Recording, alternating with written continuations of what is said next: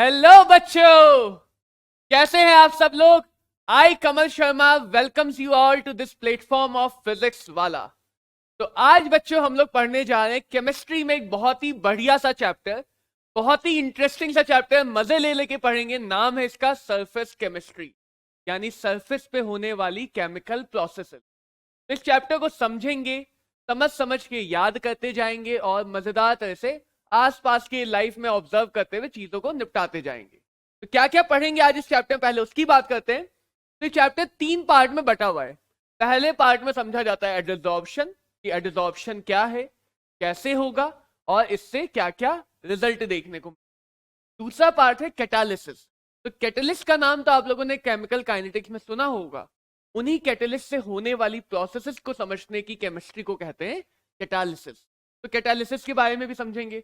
और तीसरा पार्ट है जो 9th क्लास से सुनते आ रहे हो, कोलाइडल सोल्यूशन। लेकिन 9th जितना कम नहीं है, अब थोड़ा सा ज्यादा पढ़ेंगे कि कोलाइडल सोल्यूशन क्या होते हैं, कैसे बनाए जाते हैं, क्या क्या प्रॉपर्टीज शो करते हैं और क्या क्या इनके एप्लीकेशन है। कोलाइडल सोल्यूशन ये मान के चलो कि हमारी लाइफ में हमारे आसपास हर चीज ऑलमोस्ट कोलाइडल ही है। कहीं ना कहीं हम कोलाइडल सोल्यूशन को हर दूसरे मिनट देख रहे होते हैं, समझ रहे होते हैं। एग्जाम्पल के लिए बोलूं तो हमारे अंदर का जो खून है, जो ब्लड है, वो भी एक कोलाइडल सोल्यूशन है। कैसा सोल्यूशन है? कोलाइडल। तो पार्ट 1 स्टार्ट करते हैं। एडिजॉर्प्शन। एडिजॉर्प्शन क्या होता है और एब्जॉर्प्शन क्या होता है, दो नाम बहुत सुने जाते हैं। तो होता क्या है कि यदि मैं कोई स्टेट ले लूं, कोई सरफेस ले लूं, मान लो मैंने कोई सरफेस ली, तो तुमने देखा होगा ना सरफेस पे डस्ट के पार्टिकल अपने आप चिपक जाते हैं। कितना भी साफ कर लो किसी टेबल को, किसी वॉल को, कुछ टाइम के बाद उस पर डस्ट के पार्टिकल आके चिपक जाते हैं। तो किसी भी सरफेस के ऊपर किसी दूसरे फॉरेन मॉलिक्यूल्स के एक्यूमुलेट होने की प्रोसेस को कहा जाता है एडिजॉर्प्शन। क्या कहा जाता है? एडिजॉर्प्शन विद अ डी। और यही अगर मैं देखूं, तुमने फोम देखा होगा, बर्तन धोने वाला फोम ले लो, उस फोम के अंदर पानी जो है अंदर तक चला जाता है। तो अगर कोई फॉरेन पार्टिकल एक्यूमुलेट होकर पूरे बल्क में फैल जाए, अंदर तक चला जाए, तो उसको बोलते हैं एब्जॉर्प्शन विद अ बी। तो अगर हमारे पास सरफेस पे कंसंट्रेशन ज्यादा है as compare to bulk, then the process is called as adsorption. And अगर फॉरेन पार्टिकल का कॉन्सेंट्रेशन पूरे बल्क में यूनिफॉर्मली फैला हुआ है, then the process is called as absorption. Absorption जैसे एनहाइड्रस KCl2 में पानी अंदर तक चला जाता है, उसकी लैटिस के अंदर तक चला जाता है, तो हम बोलते हैं वहां पे पानी एब्जॉर्ब हुआ। क्या हुआ? एब्जॉर्ब हुआ। लेकिन सिलिका जेल जो देखा ना, लेदर की चीजों में, पानी की बॉटल्स में, शूज में एक छोटा सा पैकेट आता है, लिखा होता है खाना नहीं है, थ्रो इट अवे। कई बच्चे सोचना है यार देखें खोल के, बहुत क्यूरियोसिटी होती है। तो वो सिलिका जेल होता है, SiO2 का जेल होता है। और उसमें जो पानी होता है वो पानी एब्जॉर्ब करने के लिए होता है, ताकि लेदर खराब ना हो, पानी की बॉटल से वाटर की वजह से स्मेल ना आए। तो उसमें जो SiO2 होता है वो पानी को अपनी सरफेस पे ही रोक के रखता है। तो वहां पे हम बोलते हैं कि पानी का क्या हुआ? एडिजॉर्प्शन। पानी का क्या हुआ? एडिजॉर्प्शन। आगे समझते हैं। अगर यही दोनों प्रोसेस एक साथ हो रही, यानी अंदर भी चीजें घुस रही हैं, एक्यूमुलेट हो रही है, और बाहर सरफेस पे भी एक्यूमुलेट हो रही है, जमा हो रही है, तब हम इस प्रोसेस को बोलते हैं सॉर्प्शन। आगे से एड और एब हटा के सिर्फ सॉर्प्शन, यानी सॉर्प्शन का मतलब जहां पे एडिजॉर्प्शन और एब्जॉर्प्शन दोनों के दोनों हो, दोनों ही प्रोसेसेस वहां पे साथ साथ होंगी। इसी की अपोजिट प्रोसेस को बोलते हैं डिसॉर्प्शन। डिसॉर्प्शन का मतलब removal of particles from the bulk और सरफेस, यानी एडिजॉर्ब्ड या एब्जॉर्ब्ड हुए पार्टिकल्स को वापस से अलग करने की प्रोसेस को बोलते हैं डिसॉर्प्शन। अब सोचो डिसॉर्प्शन हम करते कैसे हैं? बहुत बार क्या करते हैं, पानी या सरफेस पे धूल जमी हुई है, पानी डाल दिया, धूल फिसल के अलग हो गई, डिसॉल्व होके। यहाँ पे क्या हुआ? पानी की मदद से हमने डिसऑप्शन कर दिया, एक कपड़े से पोंछ दिया, वो भी क्या हुआ? डिसऑप्शन। तो किसी भी तरीके से एडिजॉर्ब या एब्जॉर्ब हुए पार्टिकल्स को हटाने की प्रोसेस को कहते हैं डिसऑप्शन। बहुत छोटे छोटे टर्म्स हैं, बहुत आसान आसान से। अब दो चीजें जब भी आती है तो दो नाम दिए जाते हैं। केमिस्ट्री में बड़ा मजा आता है लोगों को नाम देने में। कॉमन नेम दे देंगे, IUPAC नेम दे देंगे, जनरल नेम दे देंगे, मेडिकल यूज का नेम दे देंगे। तो नाम देने का हमारा काम है केमिस्ट्री। तो जैसे तुमने कहा है ना, सोल्यूशन में जो डिसॉल्व होता है सल्यूट, जिसमें डिसॉल्व होता है सॉल्वेंट, वैसे यहाँ पे भी है। जिसका एडिजॉर्प्शन हो, सल्यूट से याद रखो एंड में TE आ रहा है, तो जिसका एडिजॉर्प्शन हो, यानी जो आके चिपक रहा है, वो एडिजॉर्ब, एड्सॉर्बेट। जिसका एडिजॉर्प्शन हो वो एडिजॉर्बेट, जिसमें हो सॉल्वेंट में भी एंड में ENT आता है, यहां भी एंड में ENT आता है। तो इसी से याद रखो कि सल्यूट का एंड वाला TE आ रहा है तो सल्यूट जैसा है, सॉल्वेंट के एंड वाला ENT आ रहा है तो सॉल्वेंट जैसा है। यानी जिसका एडिजॉर्प्शन होगा वो बन गया एडिजॉर्बेट, जिस सरफेस पे एडिजॉर्प्शन हो वो बन गया एडिजॉर्बेंट। क्या बन गया? एडिजॉर्बेंट। एडिजॉर्बेंट जो अपनी सरफेस दे रहा है, एडिजॉर्प्शन जिसका एडिजॉर्प्शन हो रहा है, एड्सॉर्बेट। ये दो टर्म है जो हमें समझने हैं, एड्सॉर्बेट और एड्सॉर्बेंट। और इस पूरे चैप्टर में हम एड्सॉर्प्शन समझेंगे, एब्जॉर्प्शन नहीं समझेंगे, यानी सरफेस पे ही रहेंगे, ऊपर ऊपर से पढ़ेंगे। इसीलिए तो चैप्टर का नाम है सरफेस केमिस्ट्री, तो ऊपर ऊपर से पढ़ेंगे। अब मैकेनिज्म की बात करें, थोड़ा बहुत फिजिक्स में चले जाएंगे, साइंस सब कुछ, केमिस्ट्री फिजिक्स सब साइंस है। जैसा कि हम पहले से जानते हैं, कोई भी सरफेस हो तो इसमें दो तरह के पार्टिकल होते हैं, एक बल्क वाला पार्टिकल, एक सरफेस वाला पार्टिकल। बल्क वाले पार्टिकल में क्या है, ये हर डायरेक्शन से फोर्स लगाएगा, हर डायरेक्शन से फोर्स लगा सकता है, तो इसके फोर्स 360 डायरेक्शन में बैलेंस आउट हो जाए। तो ऐसे क्या होगा? बैलेंस हो जाएगा। लेकिन जो सरफेस वाला पार्टिकल है वो क्या करेगा बेचारा? वो तो सिर्फ सरफेस के अंदर ही पार्टिकल्स है ना उसके पास, तो वो सिर्फ सरफेस के अंदर ही फोर्स लगाएगा, तो उसके पास कुछ है, कुछ बचा हुआ है। क्या बचा हुआ है? कुछ अनबैलेंस्ड फोर्स, इसी को हम फ्री वैलेंसी या सरफेस वैलेंसी, के पास कुछ अनबैलेंस्ड फोर्स बचे हुए, तो हम बोलते हैं फ्री वैलेंस या सरफेस वैलेंस। यानी कि ये पार्टिकल अनस्टेबल है, और कोई भी चीज अगर अनस्टेबल होती है, जिसके पास एक्स्ट्रा वैलेंसी होती है, के पास हमेशा एनर्जी होती है, तो इस एक्स्ट्रा एनर्जी को बोलते हैं सरफेस एनर्जी।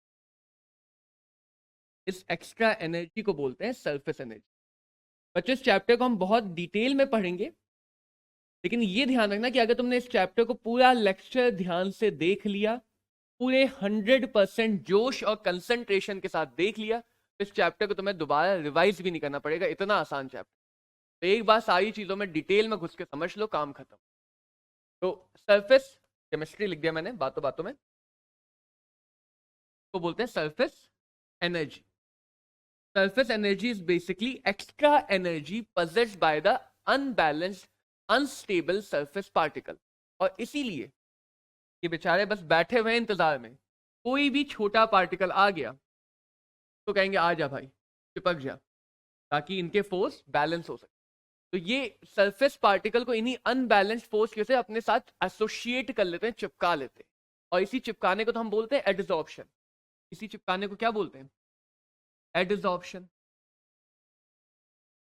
जब मैं बात करूं यहां पे, तो एडिजॉर्प्शन में सरफेस का अनबैलेंस पार्टिकल बैलेंस होने के लिए, बैलेंसीज को सेटिस्फाई करने के लिए बाहर के पार्टिकल्स को चिपकाता है। तो जब बाहर के पार्टिकल को चिपकाएगा तो उसकी स्टेबिलिटी बढ़ेगी। ऑब्वियसली बात है, स्टेबिलिटी बढ़ाने के लिए तो कर रहा है, तो अगर उसकी स्टेबिलिटी बढ़ेगी तो उसकी एनर्जी घटेगी। बिल्कुल सही बात। स्टेबिलिटी एनर्जी बिल्कुल उल्टी डायरेक्शन में आगे साथ साथ जाते हैं, इधर स्टेबिलिटी जाएगी तो एनर्जी इधर जाएगी, तो एनर्जी घटेगी तो जो भी एनर्जी कम हो रही वही एनर्जी इवॉल्व हो जाएगी, वही एनर्जी क्या हो जाएगी?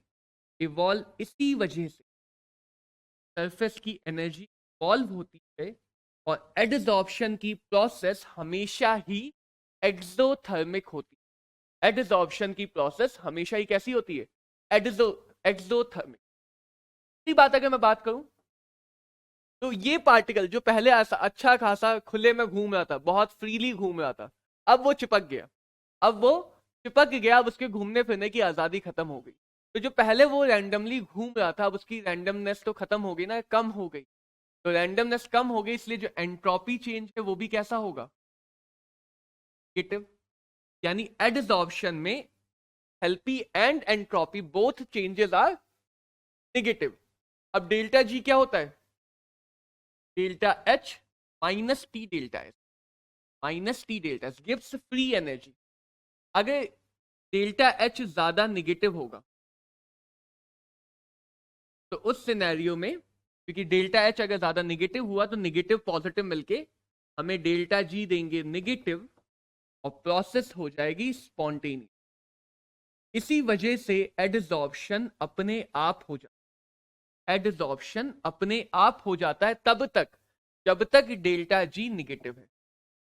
धीरे धीरे क्या होगा, सरफेस पे पार्टिकल जमा होते रहेंगे। सरफेस पे पार्टिकल जमा होते रहेंगे तो धीरे धीरे सरफेस एनर्जी खत्म होती जाएगी। इवॉल्व हो रही ना एनर्जी, तो धीरे धीरे वो एनर्जी खत्म होती जाएगी। एनर्जी खत्म होती जाएगी तो डेल्टा एच भी कम होता जाएगा। डेल्टा एच कम होता जाएगा तो धीरे धीरे डेल्टा जी निगेटिव से जीरो की तरफ जाएगा। और जैसे ही डेल्टा जी जीरो हुआ, इक्विलिब्रियम आ जाए। ये हो गई हमारी मैकेनिज्म कि how adsorption takes place and how adsorption achieves equilibrium. होता क्या है कि पहले एडजॉर्प्शन, सरफेस पूरी साफ कर दी तुमने, पूरी खाली सरफेस, पार्टिकल को बहुत मजा आएगा चिपकने में क्योंकि पूरी खाली, कहीं भी जाके घूम। धीरे धीरे पार्टिकल चिपकते गए चिपकते गए चिपकते गए, धीरे धीरे सरफेस भरने लगेगी। अब सरफेस से कम एनर्जी इवॉल्व होगी और धीरे धीरे क्या होगा, फाइनली एक ऐसी स्टेज आ जाएगी कि फर्दर और ज्यादा पार्टिकल नहीं चिपक पाएंगे। तो डेल्टा जी पहले निगेटिव होता है एब्जॉर्प्शन में और फाइनली डेल्टा जी जीरो की तरफ टेंड कर। तो एब्जॉर्प्शन की प्रोसेस में जब तक एब्जॉर्प्शन हो रहा है, delta H, delta S, delta G तीनों के तीनों क्या होंगे, निगेटिव होंगे भैया। तीनों की तीनों निगेटिव होंगे। वही बातें हैं यहाँ पे देख रहे हैं कि सरफेस पे आके पार्टिकल चिपक रहे हैं, एडजॉर्ब हो रहे हैं। किस वजह से हो रहे हैं, अनबैलेंस्ड फोर्स की वजह से हो रहे हैं जो हमें एडजॉर्प्शन करा रहा है। Delta G is equal to delta H minus T delta S. Delta S negative होगा, तो निगेटिव होगा क्योंकि entropy of the gas will decrease और रेसिडुअल फोर्सेस भी कम होते जाएंगे धीरे धीरे। डेल्टा एच भी कैसा होगा, निगेटिव, और एडजॉर्प्शन बन जाएगा एक्सोथर्मिक प्रोसेस। तो वही सारी बातें लिखी जो समझी हैं, सिर्फ समझ के एक बार लिखने का तरीका देख लो तो एग्जाम में आएगा तो खटाखट खटाखट लिख डालोगे, खटाखट लिख डालोगे। और तब तक ये स्पॉन्टेनियस होगा जब तक डेल्टा एच ज्यादा निगेटिव होगा। डेल्टा एच का मैग्नीट्यूड ज्यादा निगेटिव होगा टी डेल्टा एस के मैग्नीट्यूड। अब बच्चों बात करते हैं एब्जॉर्प्शन कितनी तरह से होता है। वो किस वजह से है, सरफेस के फोर्सेस की वजह से। फोर्स हमेशा दो टाइप की हो सकती है, या तो वो फोर्स वीक फिजिकल इंट्रैक्शन हो सकती है या वो फोर्स स्ट्रॉन्ग केमिकल बॉन्ड हो सकती है। तो उन फोर्सेस के बेसिस पे एडजॉर्प्शन को भी दो पार्ट में क्लासिफाई कर दिया गया। या तो एडजॉर्प्शन फिजिकल नेचर का होगा जिसको बोलते हैं फिजिजॉर्प्शन, या एडजॉर्प्शन केमिकल नेचर का होगा जिसको बोलते हैं केमिजॉर्प्शन या केमिकल एडजॉर्प्शन। अब अंतर तुम्हें समझ में आ गया होगा। क्या अंतर है कि अगर वीक फिजिकल फोर्सेस यानी कोई केमिकल रिएक्शन नहीं हो रही, सिर्फ और सिर्फ van der Waals forces, dipole forces, weak forces की वजह से सरफेस से आके चीजें चिपक रही हैं, तब बोलते हैं फिजिजॉर्प्शन। अगर वीक फोर्सेस है, अगर वीक फोर्सेस है तो डेल्टा एच भी तो ज्यादा नहीं होगा ना क्योंकि फोर्सेस वीक है। तो डेल्टा एच 20 से 40 के बीच में कि फोर्स, फिजिकल फोर्सेस स्पेसिफिक तो है नहीं, किन्हीं भी दो के बीच में बन जाएंगे। तो मान लो ये सरफेस है, इस पे आके एक पार्टिकल चिपका, एक लेयर बन गई। अब वो दूसरा जो लेयर बना वो नया सरफेस बन गया, उस पे आके कोई तीसरा पार्टिकल चिपक सकता है क्योंकि किसी भी पार्टिकल के बीच में weak van der Waals force काम कर सकते हैं। उसका कोई स्पेसिफिक नेचर नहीं, कोई ईमान धर्म नहीं है, वो सीधे सीधे आके चिपक जाएंगे। तो एक लेयर बनते जो अब नई सरफेस बनी उस पे आके फिर से एड्सॉर्प्शन हो जाएगा, उस सरफेस के ऊपर आके फिर से एड्सॉर्प्शन हो जाएगा। तो ऐसे करते हुए फिजिकल एड्सॉर्प्शन में क्या हो रहा है, कई सारी लेयर्स बनती जाती है। इसीलिए कहा जाता है फिजिकल एड्सॉर्प्शन मल्टी लेयर्ड होता है। कैसा होता है, मल्टी लेयर्ड। अब क्योंकि फोर्स वीक है तो उसको ब्रेक करना भी आसान है, हल्का सा एनर्जी दो भाग जाएगा पार्टिकल। तो इसीलिए ये रिवर्सिबल नेचर का होता है, जितनी आसानी से जुड़ रहा है उतनी आसानी से अलग होगा। दीवार पे अगर धूल जमी हुई है, जैसे मैं स्क्रीन पे अगर धूल जमी हुई है तो अगर मैं सिर्फ हाथ से यहाँ साफ कर दूं तो धूल अलग हो जाएगी या नहीं हो जाएगी, क्यों, क्योंकि वो वीक फोर्स से जुड़ी है। बट वही अगर मेरे दीवार पे पेंट है, स्क्रीन पे पेंट है, तो उसको मैं हाथ से घिसता रहूंगा तो भी साफ नहीं होगी क्योंकि वहां पे जो पेंट चिपक वो केमिकल फोर्स बना के चिपक। तो जब वीक फोर्सेस होंगे तो वहां पे हमें रिवर्सिबिलिटी मिलेगी। Decreases with increase in temperature, बहुत बढ़िया बात। अगर मैं एक्सटेंट ऑफ एड्सॉर्प्शन की बात करूं जिसको मैं x बाय m से दिखा रहा हूं, और टेम्परेचर की बात करूं, जैसे जैसे टेम्परेचर बढ़ाऊंगा पार्टिकल की काइनेटिक एनर्जी बढ़, जो चिपका हुआ पार्टिकल है वो भागना चाहेगा, और फोर्स वीक है तो वो थोड़ा सा टेम्परेचर बढ़ाते ही भागना शुरू कर। तो टेम्परेचर बढ़ाने से फिजिक्स ऑप्शन हमेशा घटेगा, फिजिक्स ऑप्शन हमेशा घटेगा। नॉन स्पेसिफिक नेचर है क्योंकि अभी बताया वैन डर वाल्स फोर्स किसी भी सॉलिड और गैस के बीच में काम कर सकते हैं। गैस के नीचे पे जरूर डिपेंड करेगा क्योंकि जिन गैसेस का लिक्विफिकेशन आसान होता है, 11 क्लास में थोड़ा गैसियस स्टेट रियल गैस पे समझ लो, जिन गैसेस का लिक्विफिकेशन आसान होता है उनके वैन डर वाल्स फोर्स ज्यादा स्ट्रांग होते हैं। ज्यादा strong van der Waals force है तो वो सॉलिड पे आके भी ज्यादा अच्छे से अच्छे से एडजॉर्ब होगा। तो इसीलिए गैस के नेचर पे जरूर डिपेंड करता है। जो गैस आसानी से लिक्विड बन सकती है, जिन गैसेस का लिक्विफिकेशन आसानी से होता है उनका एडजॉर्प्शन ज्यादा होगा, का एडजॉर्प्शन ज्यादा होगा। और सरफेस एरिया बढ़ाने से तो एडजॉर्प्शन बढ़ेगा ही बढ़ेगा, चाहे वो फिजिकल हो चाहे वो केमिकल हो। क्यों बढ़ेगा? ज्यादा सरफेस एरिया, ज्यादा वैलेंसी, ज्यादा एक्यूमुलेशन। अब बात कर लें कैमीज ऑप्शन की। कैमीज ऑप्शन केमिकल बॉन्ड की वजह से बनेगा, आयोनिक या कोवेलेंट। क्योंकि केमिकल बॉन्ड ज्यादा स्ट्रांग होते तो इंथैल्पी भी ज्यादा होगी, 80 से 240 के बीच, यहाँ पे 20 से 40 के बीच में। मोनोलेयर्ड है क्योंकि स्पेसिफिक है। दोनों बातें एक साथ, सरफेस के पार्टिकल ए है, बी पार्टिकल आ रहे हैं, तो ए और बी के बीच में अगर बॉन्ड बन रहा है तो जरूरी थोड़ी बी और बी के बीच में भी बॉन्ड बन जाए। तो ए पे आके अगर बी चिपका केमिकल बॉन्ड बना के, तो अब बी का दोबारा बी के साथ बॉन्ड बनेगा या नहीं बनेगा ये तो डिपेंड करेगा ना। तो इसीलिए यहाँ पे स्पेसिफिक नेचर है, जरूरी नहीं दो चीजों के बीच में बॉन्ड बन रहा है वही बॉन्ड तीसरी चीज के साथ भी बन जाए। तो इसीलिए स्पेसिफिक होगा, केमिकल बॉन्ड स्पेसिफिक चीजों के बीच में बनेगा। और स्पेसिफिक होगा इसी वजह से यहाँ पे सिंगल लेयर मिलेगी, मोनोलेयर्ड। क्योंकि केमिकल बॉन्ड स्ट्रांग है इस वजह से उसको ब्रेक करना भी तो मुश्किल होगा, और ब्रेक करना मुश्किल हुआ तो कैसा नेचर हो जाएगा? इरिवर्सिबल। कैसा नेचर होगा? इरिवर्सिबल। और अगर मैं टेम्परेचर के इफेक्ट की बात कर दूं, यानी अगर मैं x by m extent of adsorption, कितना एड्सॉर्प्शन हुआ, और टेम्परेचर की बात कर दूं, तो यहां पे क्या होगा कि यहां पे एक एक्टिवेशन एनर्जी चाहिए होगी बॉन्ड फॉर्मेशन के लिए, बिल्कुल चाहिए होगी। अब मैं टेम्परेचर बढ़ाऊंगा तो पहले तो मैं एनर्जी दे रहा हूं ना, पार्टिकल्स को एक्टिवेट कर रहा हूं, तो वो ज्यादा एनर्जी वाले पार्टिकल ज्यादा आसानी से नए बॉन्ड बना पाएंगे, यानी कि पहले एड्सॉर्प्शन ज्यादा होगा। क्यों ज्यादा होगा? क्योंकि ज्यादा टेम्परेचर पे बॉन्ड फॉर्मेशन ज्यादा होगा, रिएक्शन की रेट बढ़ जाएगी, जैसा केमिकल काइनेटिक्स में पढ़ा था आर्हेनियस।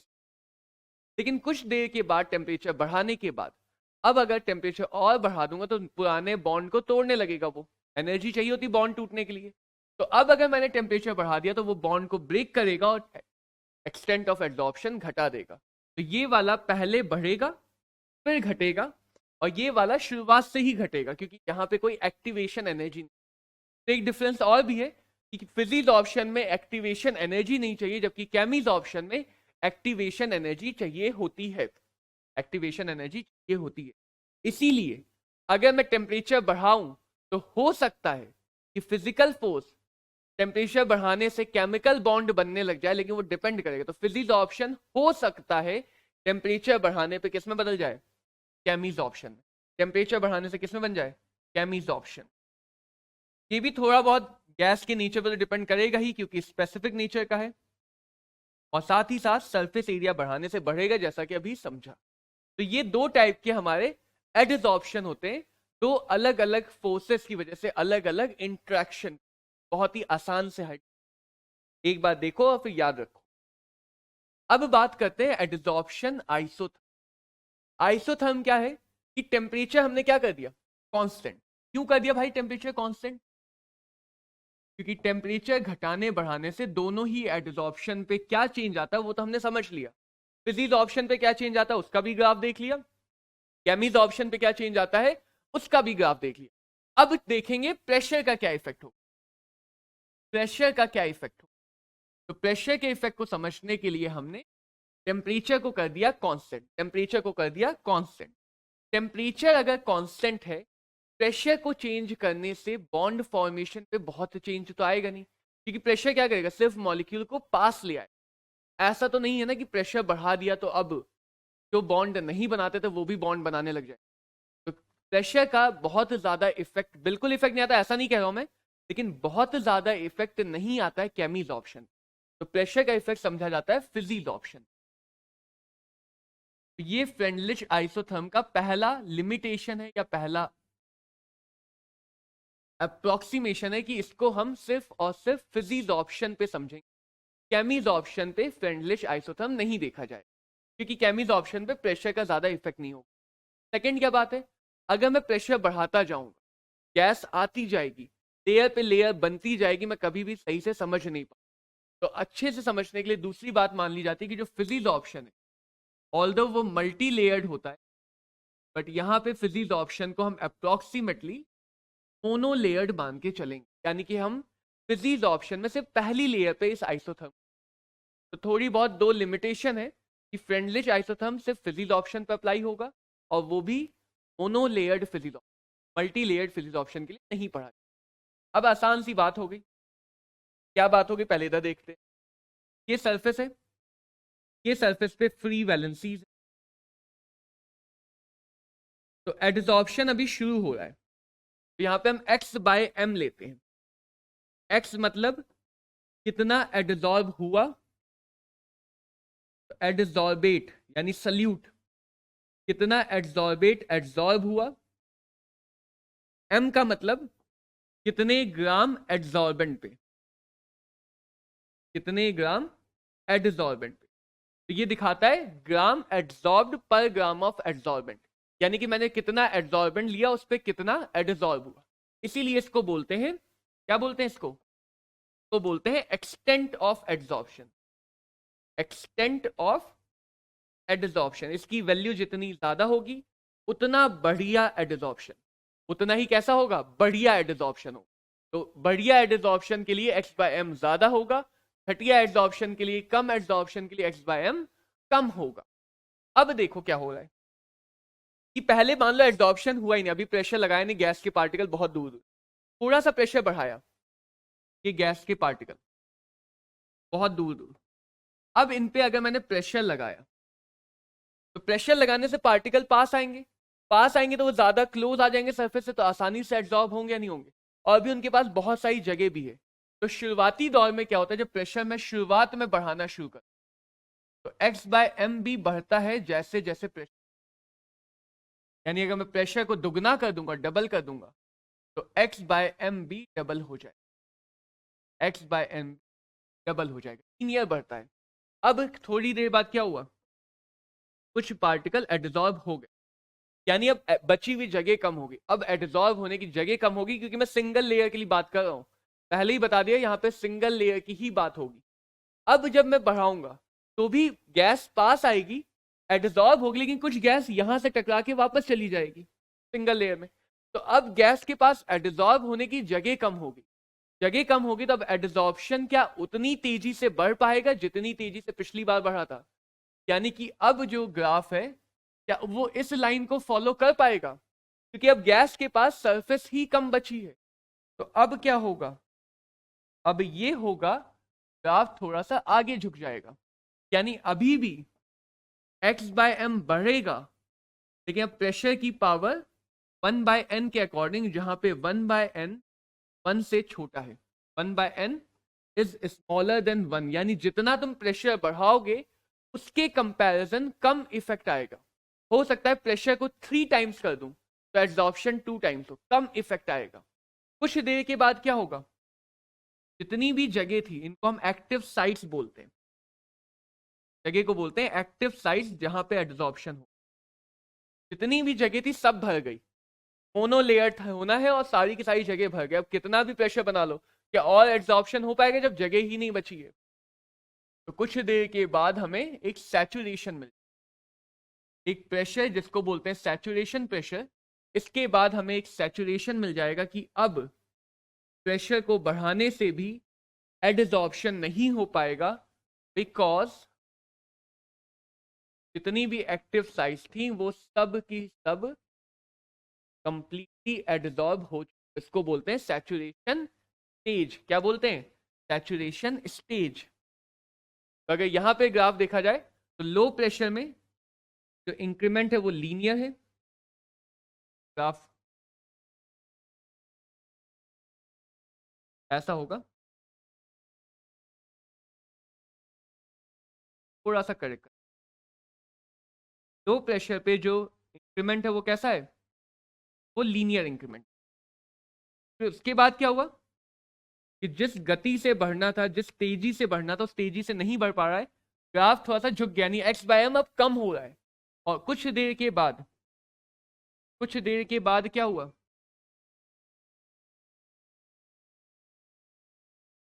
अब आ गया सैचुरेशन। इस प्रेशर को, जिस पे सैचुरेशन आता है, इसको बोलते हैं सैचुरेशन। क्या बोलते हैं, सैचुरेशन प्रेशर। तो यहां पे देखो लिखा है कि मान लिया गया है कि एडजॉर्प्शन कैसा है, मल्टी लेयर्ड है। एक्स बाय एम, कितना ग्राम एडजॉर्ब हुआ, कितने ग्राम पे एडजॉर्ब हुआ, और ये छोटी बात है फ्रेंडलिश एडजॉर्प्शन आइसोथर्म, फिजिक्स ऑप्शन के लिए समझा जाता है। कंबाइंड इक्वेशन अगर मैं लिखूं तो कंबाइंड इक्वेशन ऐसे लिखी जाती है कि X by M is proportional to P to the power 1 by N, या फिर एक्स बाय एम बराबर हो जाएगा K, where K is a constant, power 1 by N. ये तीनों स्टेज को दिखाती है। यहाँ पे 1 बाय एन की जो वैल्यू है वो 0 से 1 के बीच में होगी। या ध्यान से सुनना, तुम ये भी कह सकते हो कि n की वैल्यू 1 से 1 से इनफाइनाइट के बीच में। अगर n की वैल्यू 1 से इनफाइनाइट के बीच में तो ऑटोमेटिकली 1 बाय एन 0 से 1 के बीच में। अगर वो 1 है तो वो पहली वाली स्टेज बन जाएगी, अगर वो 0 है उस थर्ड वाली स्टेज बन जाएगी, और 0 से 1 के बीच में कोई वैल्यू है तो वो सेकंड वाली। यहाँ पे तीनों स्टेजेस को हम इसी इक्वेशन से समझा सकते हैं। और अगर मैं लॉग अप्लाई कर दूं तो इक्वेशन क्या बन जाएगी, लॉग एक्सटेंट ऑफ एडजॉर्प्शन यानी x by M is equal to log K plus 1 by n log P. दोनों तरफ लॉग ले लें तो ये y बराबर सी प्लस एम एक्स हो गया, नहीं हो गया, y बराबर सी प्लस एम एक्स। तो स्ट्रेट लाइन मिलेगी जहां पे लॉग के हो जाएगा intercept of Y axis, y बराबर सी प्लस एम एक्स जैसी इक्वेशन है। 1 बाय एन हो जाएगा स्लोप ऑफ द लाइन, कब, जब ग्राफ बनेगा log X by M versus log P के बीच में। तो कई बार इस लाइन को देके, इस ग्राफ को देके स्लोप दे देते हैं, तो स्लोप की मदद से तुम 1 बाय एन निकाल सकते हो, इंटरसेप्ट दे दिया तो लॉग के निकाल सकते हो। इतने ज्यादा न्यूमेरिकल वैसे इस पे आते नहीं के, यहाँ पे कोई बहुत अच्छा खास नहीं है, सिर्फ एक प्रोपोर्शनैलिटी कांस्टेंट, तो ये बात हो जाती है फ्रेंडलिश आइसोथर्म के बारे में कि फ्रेंडलिश आइसोथर्म में फिजिक्स ऑप्शन मोनोलेयर्ड को 3 स्टेजेस में समझा जाता है। इनिशियल स्टेज जहां पे तेजी से बढ़ रहा है, सेकेंड स्टेज या इंटरमीडिएट स्टेज जहां पे धीरे धीरे बढ़ रहा है, एंड थर्ड फाइनल स्टेज जहां पे सैचुरेशन आ रहा है। और इसी बेसिस पे अगर मैं कहूं कि सोल्यूशन में एड्सॉर्प्शन होना, सोल्यूशन में मतलब कि मान लो मेरे पास कोई शुगर का सोल्यूशन है, पानी का सोल्यूशन है, उसमें डस्ट पार्टिकल है, कोई भी एक सोल्यूशन ले लिया जिसमें बहुत सारे सल्यूट है, तो उसमें कोई पर्टिकुलर एड्सॉर्बेट डाल दिया, जैसे पानी में मैंने सिलिका जेल डाल दिया, एक्टिवेटेड चारकोल डाल दिया, देखा ना ऐड, गंदा मैला सा काला सा पानी है उसमें एक्टिवेटेड चारकोल डाल दिया। चारकोल बहुत बढ़िया एड्सॉर्बेंट होता है, बहुत अच्छे से एड्सॉर्ब करता है। चारकोल ने क्या किया, पानी में जितनी भी गंदगी थी उसको अपनी सरफेस पे खींच। तो जब हम पानी के अंदर, सोल्यूशन के अंदर एडजॉर्प्शन को समझते हैं, एडजॉर्प्शन इन सोल्यूशन, और ये फ्रेंडलिश आइसोथर्म की तरह डिपेंड करता है कंसंट्रेशन, यानी ज्यादा कंसंट्रेशन पे ज्यादा एडजॉर्प्शन, कम कंसंट्रेशन पे कम एडजॉर्प्शन। अभी 3 स्टेज होंगी, बिगिनर, इंटरमीडिएट एंड फाइनल। यानी कि जब मैंने एक्टिवेटेड चारकोल डाला तो शुरुआत में तो बहुत तेजी से एब्जॉर्ब करेगा क्योंकि पूरी सरफेस खाली है, धीरे धीरे एब्जॉर्प्शन कम होता जाए, और जब वो पूरी तरह से एब्जॉर्ब कर चुका होगा तो उसके बाद सैचुरेशन। तो मान लो ऐसा भी हो सकता है बहुत सारा गंदा पानी ले लो, बहुत कम चारकोल डालो तो वो सारा पानी साफ नहीं कर पाएगा क्योंकि उसका अमाउंट खत्म हो जाएगा सैचुरेशन।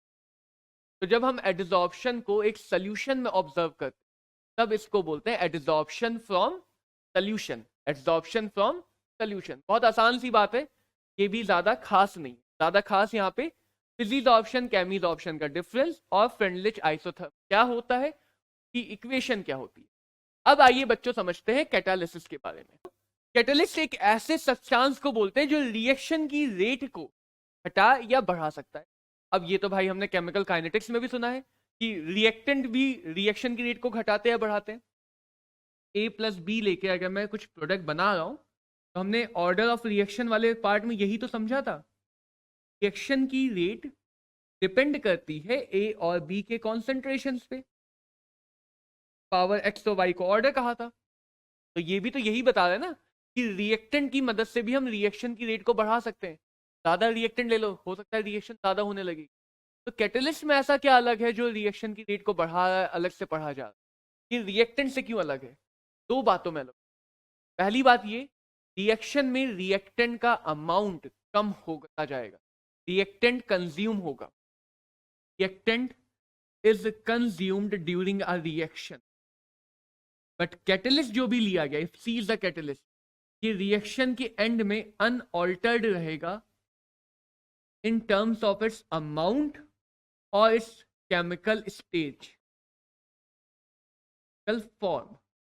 यानी कि कैटलिस्ट कुछ ऐसे स्पेशल कंपाउंड हैं, कुछ ऐसे स्पेशल सब्सटेंस हैं जो रिएक्शन में इन्वॉल्व तो होंगे, डेफिनेटली इन्वॉल्व होंगे, वरना वो रिएक्शन पे इफेक्ट कैसे डालेंगे।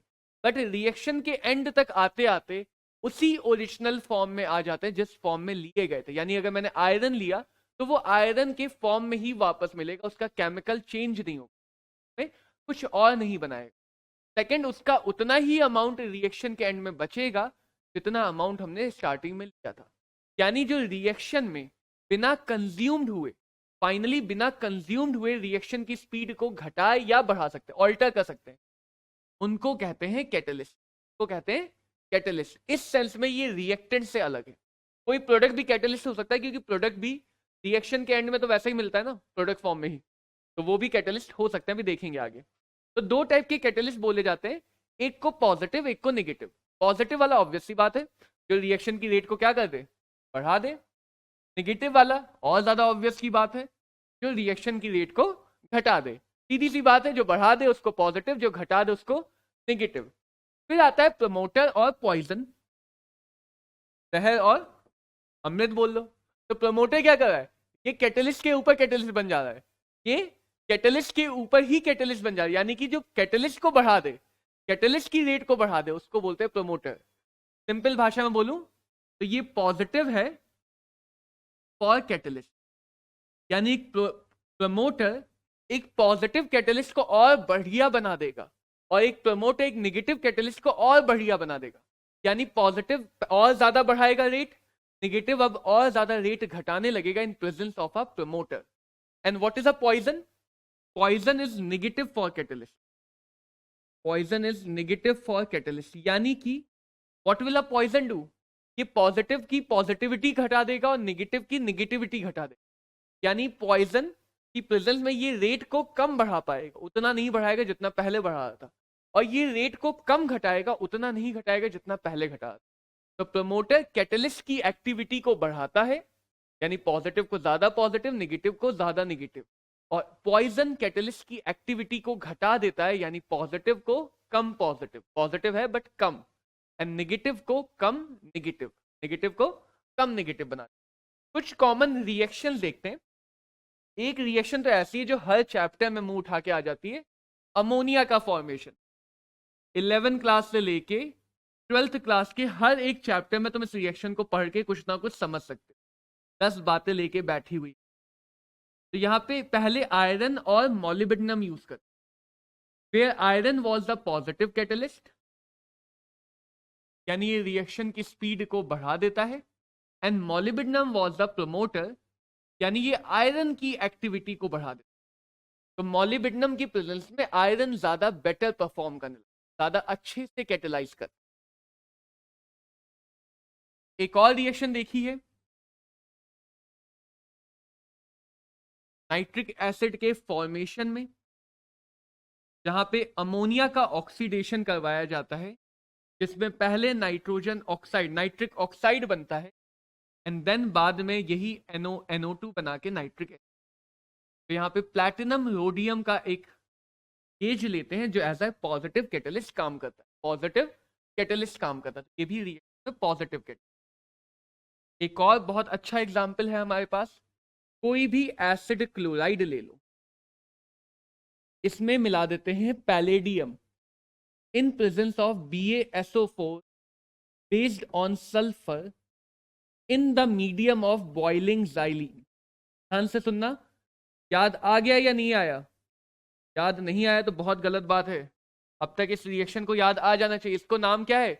रोजनमंड reduction. Aldehyde ketone carboxylic acid में एक रिएक्शन पढ़ी होगी। एसिड क्लोराइड का रिडक्शन लेके जाता है अल्कोहल तक, अल्कोहल तक, लेकिन इस रिएक्शन में अल्कोहल नहीं बनता है, अल्कोहल से पहले ही एल्डिहाइड पे रुक जाती है रिएक्शन। क्यों रुक गई? यहां पे जो हमने पॉजिटिव कैटलिस्ट लिया था, पॉजिटिव कैटलिस्ट लिया था, साथ में एक पॉइजन मिला दिया।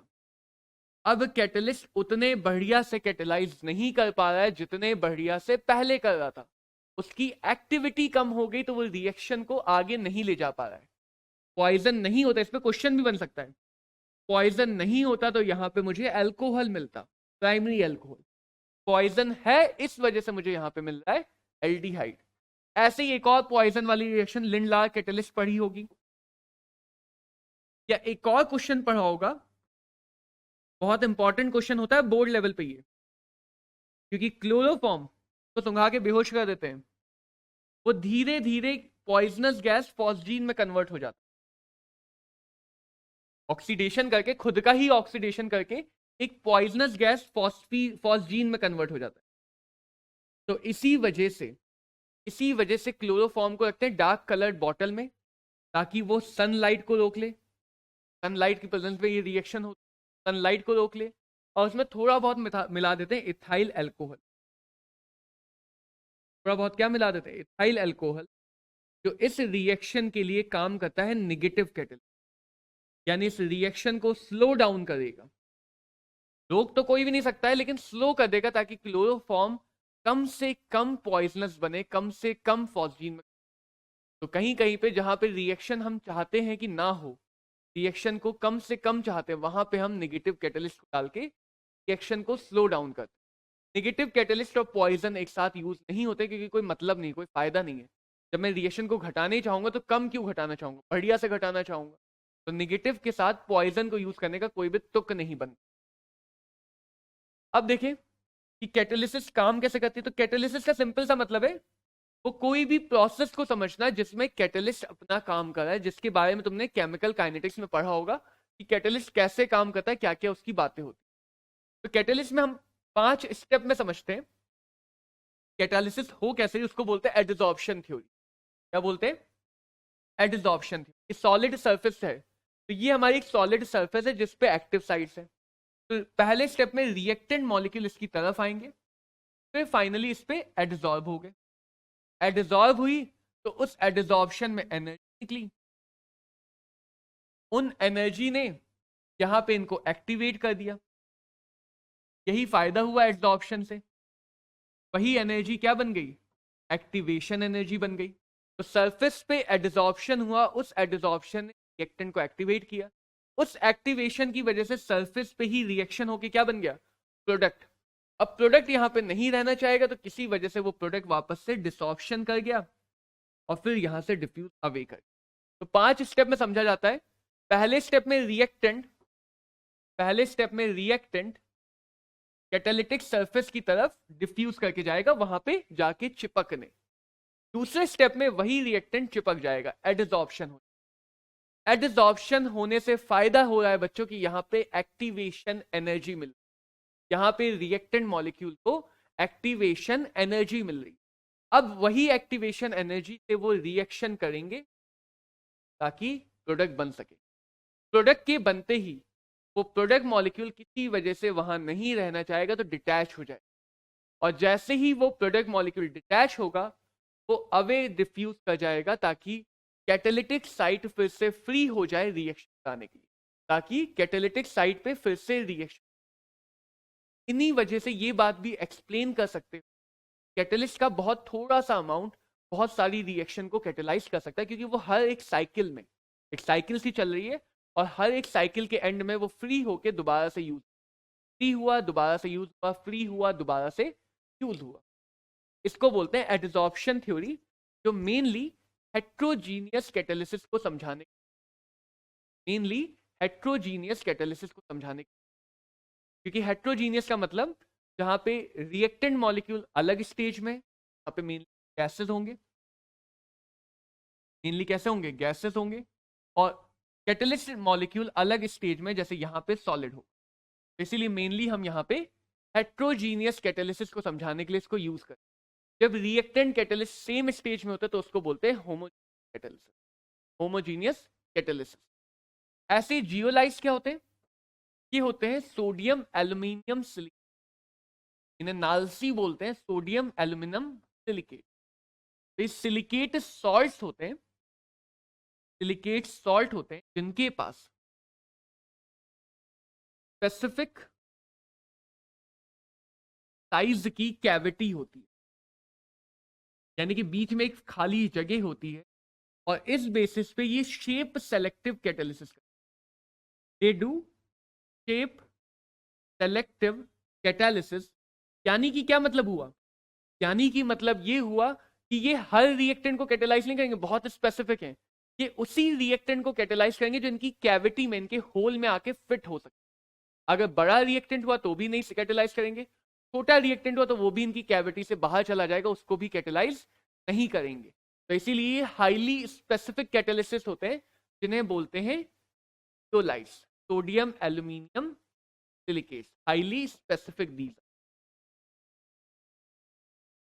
जैसे एक कॉमन एग्जांपल अगर बोला जाए जो बहुत पूछा जाता है, एक कॉमर्शियल नेम होता है जियोलाइट का ZSM5, and this zeolite is used to convert ethyl alcohol, to convert ethyl alcohol into gasoline, which is a artificial petrol, gasoline, aviation aircraft में यूज होने वाला फ्यूल। तो आर्टिफिशियल पेट्रोल बनाने के लिए भी ZSM5 नाम के एक जियोलाइट को यूज करते हैं, जो बहुत बार पूछा भी जाता है।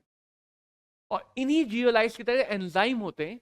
एंजाइम क्या होते हैं, एंजाइम भी वही है, शेप सेलेक्टिव कैटालिस्ट, यानी वो कैटालिस्ट जो शेप के बेसिस पे कैटालिसिस करते हैं, but they catalyse the biochemical reaction, यानी ये उन रिएक्शंस को कैटेलाइज करते हैं जो मेनली हमारी बॉडीज के अंदर हो रही है, या बायोलॉजिकल चीजों से जुड़ी हुई रिएक्शन प्लांट्स के अंदर हो रही है, एनिमल के अंदर हो रही है, प्लांट्स और एनिमल के प्रोडक्ट के अंदर हो रही है। तो जहां भी बायोलॉजिकल चीजों से जुड़ी हुई रिएक्शन की कैटालिसिस, उन कैटालिस्ट को बोलते हैं एंजाइम, उन कैटालिस्ट को बोलते हैं एंजाइम। और क्योंकि ये बायोलॉजिकल रिएक्शन है तो एंजाइम्स आर हाईली स्पेसिफिक। एक पर्टिकुलर एंजाइम एक पर्टिकुलर रिएक्शन को ही कैटेलाइज करता है। जैसे इन्वर्ट शुगर की हाइड्रोलाइसिस को इन्वर्टेज कैटेलाइज करता है, जो बायो में पढ़ते हो। माल्टोज शुगर की हाइड्रोलाइसिस को माल्टेज कैटेलाइज करता है। स्टमक के अंदर जो प्रोटीन की ब्रेकिंग होती है जिससे अमाइनो एसिड बनता है, तो प्रोटीन की ब्रेकिंग से अमाइनो एसिड बनने की रिएक्शन पेप्सिन नाम का, पेप्सिन PSIN, पेप्सिन नाम का एंजाइम कैटेलाइज। तो कुछ एग्जांपल्स हैं जो तुम बायो में याद रख सकते हो, नहीं तो यहां भी लिख के याद रख सकते हो। पेप्सिन कैटेलाइज करता है इनको एक, क्योंकि ये बायोलॉजिकल प्रोसेस है, तो बायोलॉजिकल प्रोसेस को हमेशा एक optimum temperature and optimum pH चाहिए, ना बहुत हाई टेम्परेचर ना बहुत लो टेम्परेचर, अदरवाइज जो हमारी बॉडी के अंदर के मॉलिक्यूल्स हैं वो पगला जाएंगे। जैसे हमारी बॉडी का ऑप्टिमम टेम्परेचर 25 to 35 होता है, 35 से के आसपास रहता है यूजुअली, 35 37। तो ये जो एंजाइम होते हैं ये मेनली इसी टेम्परेचर पे सबसे बढ़िया काम करते हैं, 35 के आसपास। तो ये ऑप्टिमम टेम्परेचर चाहिए, अगर इससे कम टेम्परेचर होगा तो भी कैटेलिस्ट में प्रॉब्लम आएगी, इससे ज्यादा टेम्परेचर होगा तो भी प्रॉब्लम आएगी। और ऐसा ही पीएच भी चाहिए, बहुत ज्यादा एसिडिक भी नहीं, बहुत ज्यादा बेसिक तो चाहिए ही नहीं, तो वीकली एसिडिक पीएच में काम। तो एक optimum pH and optimum temperature चाहिए, and enzymes are highly efficient in nature. तो एंजाइम वैसे भी कैटेलिस्ट अभी समझाता ना, साइकिल वाइज साइकिल, बहुत कम amount of catalyst can catalyze a million reaction, much amount of reactant. तो कैटेलिस्ट स्पेसिफिक होते हैं, एफिशिएंट होते हैं। एंजाइम कैटेलिस्ट का एडवांस वर्जन है। ये समझ लो कि एंजाइम हर उस बात में बढ़िया है जो कैटेलिस्ट करते हैं। यानी efficiency of enzyme is also very very very high. Enzyme can catalyze a million or more molecules of reactant. A million or more molecules of reactant. कुछ एग्जाम्पल जैसे शुगर की जो इन्वर्ट शुगर होती है, glucose और fructose बनता है, वहां पे इन्वर्टेज, ग्लूकोज को एथाइल अल्कोहल में ब्रेक करने के जाइमेज, स्टार्च को माल्टोज में ब्रेक करने की एंजाइम को डाइटेज, और माल्टोज को हाइड्रोलाइज करने को माल्टेज। प्रोटीन की हाइड्रोलाइसिस से पेप्सिन, यूरिया की हाइड्रोलाइसिस यूरेज, मिल्क की हाइड्रोलाइसिस से कर्ड बनाना लैक्टोबैसिली। लैक्टोबैसिली। तो ये कुछ कॉमन एंजाइम कैटलिस्ट हैं जिनके नाम याद रखोगे तो बढ़िया रहेगा, याद कर लेंगे, ज्यादा दिक्कत नहीं है, सबके नाम उनके ऊपर ही है। जैसे इन्वर्ट है तो इन्वर्टेज, माल्टोज है तो माल्टेज, यूरिया है तो यूरियस, तो ज्यादातर तो ऐसे ही याद हो जाएंगे। कुछ अलग से हैं उनको याद रख लेंगे। प्रोटीन का पी है तो पेप्सिन। अब एंजाइम भी उसी मैकेनिज्म पे काम करते हैं, एडिसॉर्प्शन की मैकेनिज्म पे, लेकिन इनकी मैकेनिज्म को बोलते हैं लॉक एंड की मैकेनिज्म। होता क्या है, क्योंकि बहुत ज्यादा स्पेसिफिक है, तो ये मानते हैं कि एंजाइम की जो स्पेसिफिक साइट्स हैं, जो एक्टिव साइट्स हैं, उनके पास एक स्पेसिफिक शेप होता है, तो इसलिए बोलते हैं enzymes are working as a key या working as a lock. Lock के अंदर भी क्या होता है, एक स्पेसिफिक कैविटीज होती हैं जिसमें एक स्पेसिफिक चाबी तो फिट होती है। एक लॉक के लिए एक ही चाबी फिट होगी जब तक तुम मास्टर की बात ना करो। रिएक्टेंट के पास एक कॉम्प्लीमेंट्री शेप होता है।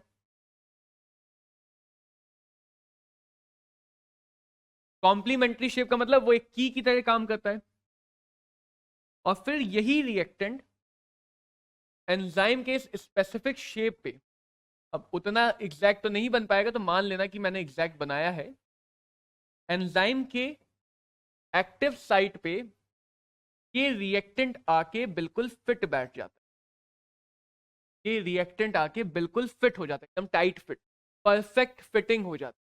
अब इस एडसॉर्प्शन की वजह से रिएक्शन होगी, रिएक्शन के बाद एंजाइम तो वैसे ही रहेगा क्योंकि वो कैटलिस्ट है, उसका तो शेप नहीं बदलेगा, एंजाइम का शेप तो नहीं बदलेगा, लेकिन जो रिएक्टेंट है वो रिएक्शन करने के बाद कुछ प्रोडक्ट बना लेगा और प्रोडक्ट का शेप बदल गया। तो जैसे ही प्रोडक्ट का शेप बदला, जैसे ही प्रोडक्ट का शेप बदला, अब प्रोडक्ट यहां तो नहीं चिपका रह सकता ना, क्योंकि वो फिट नहीं हो रहा है, तो प्रोडक्ट अपने आप अलग हो जाएगा। स्टेप्स तो वही है, diffusion of reactant, adsorption of reactant, then reaction between reactant, product का डिसॉर्प्शन होगा क्योंकि वो फिट नहीं हो रहा है, फिर प्रोडक्ट यहां से अलग चला जाएगा और एंजाइम वापस से अपना ओरिजिनल फॉर्म अटेन कर लेगा। अब एंजाइम दोबारा से फ्री हो गया रिएक्शन। तो एंजाइम के लिए जो एडसॉर्प्शन मैकेनिज्म होती है उसको हम लोग बोलते हैं बच्चों लॉक एंड की मैकेनिज्म। लॉक एंड की मैकेनिज्म, जैसे एक पर्टिकुलर लॉक में एक पर्टिकुलर की फिट होगी, वैसे ही एक पर्टिकुलर एंजाइम में एक पर्टिकुलर रिएक्टेंट मॉलिक्यूल फिट होगा। अब आगे समझेंगे कोलाइडल सॉल्यूशन के बारे में। तो बच्चों कोलाइडल सॉल्यूशन क्या होते हैं? यह सॉल्यूशन हमें पता है ना, जिसमें सल्यूट को डिसॉल्व करते हैं, सॉल्वेंट में डिसॉल्व करते हैं और बन जाता है सॉल्यूशन। तो उन्हीं सल्यूट साइज पार्टिकल के साइज के बेसिस, अगर सल्यूट पार्टिकल का साइज 1 नैनोमीटर से कम है, पहली कैटेगरी ये बना दी, 1 नैनोमीटर से 1000 नैनोमीटर के बीच में है, दूसरी कैटेगरी ये बना दी, या फिर 1000 नैनोमीटर से ज्यादा है, ये बना दी तीसरी कैटेगरी। तो इनमें अगर सल्यूट पार्टिकल का साइज बहुत छोटा है तो ऐसे सॉल्यूशंस को कहा गया क्रिस्टेलॉइड्स, या फिर इन्हीं का दूसरा नाम हो गया ट्रू सॉल्यूशन। सच्चे सॉल्यूशन तो यही है, बाकी सब तो फर्जी है, फिर भी हमें पढ़ना पड़ेगा, समझना पड़ेगा, क्योंकि फर्जी है नहीं, सिर्फ नाम से इनको ट्रू सॉल्यूशन कहा जाता है। ज्यादातर यही हमें एक्चुअल सॉल्यूशन जैसे दिखाई देते हैं, होमोजीनियस मॉल। अगर 1 नैनोमीटर से 1000 नैनोमीटर के बीच में, तो ऐसे सॉल्यूशंस को कहा गया कोलाइडल सॉल्यूशन। कोलाइडल सॉल्यूशंस, या शॉर्ट में इनको सॉल भी कहा जाता है। कहीं भी अगर सॉल वर्ड लिखा हो तो उसका मतलब है कोलाइडल सॉल्यूशन की बात हो रही है। और इस चैप्टर में हमें इसी रेंज को समझना है, कि कोलाइडल सोल्यूशन को।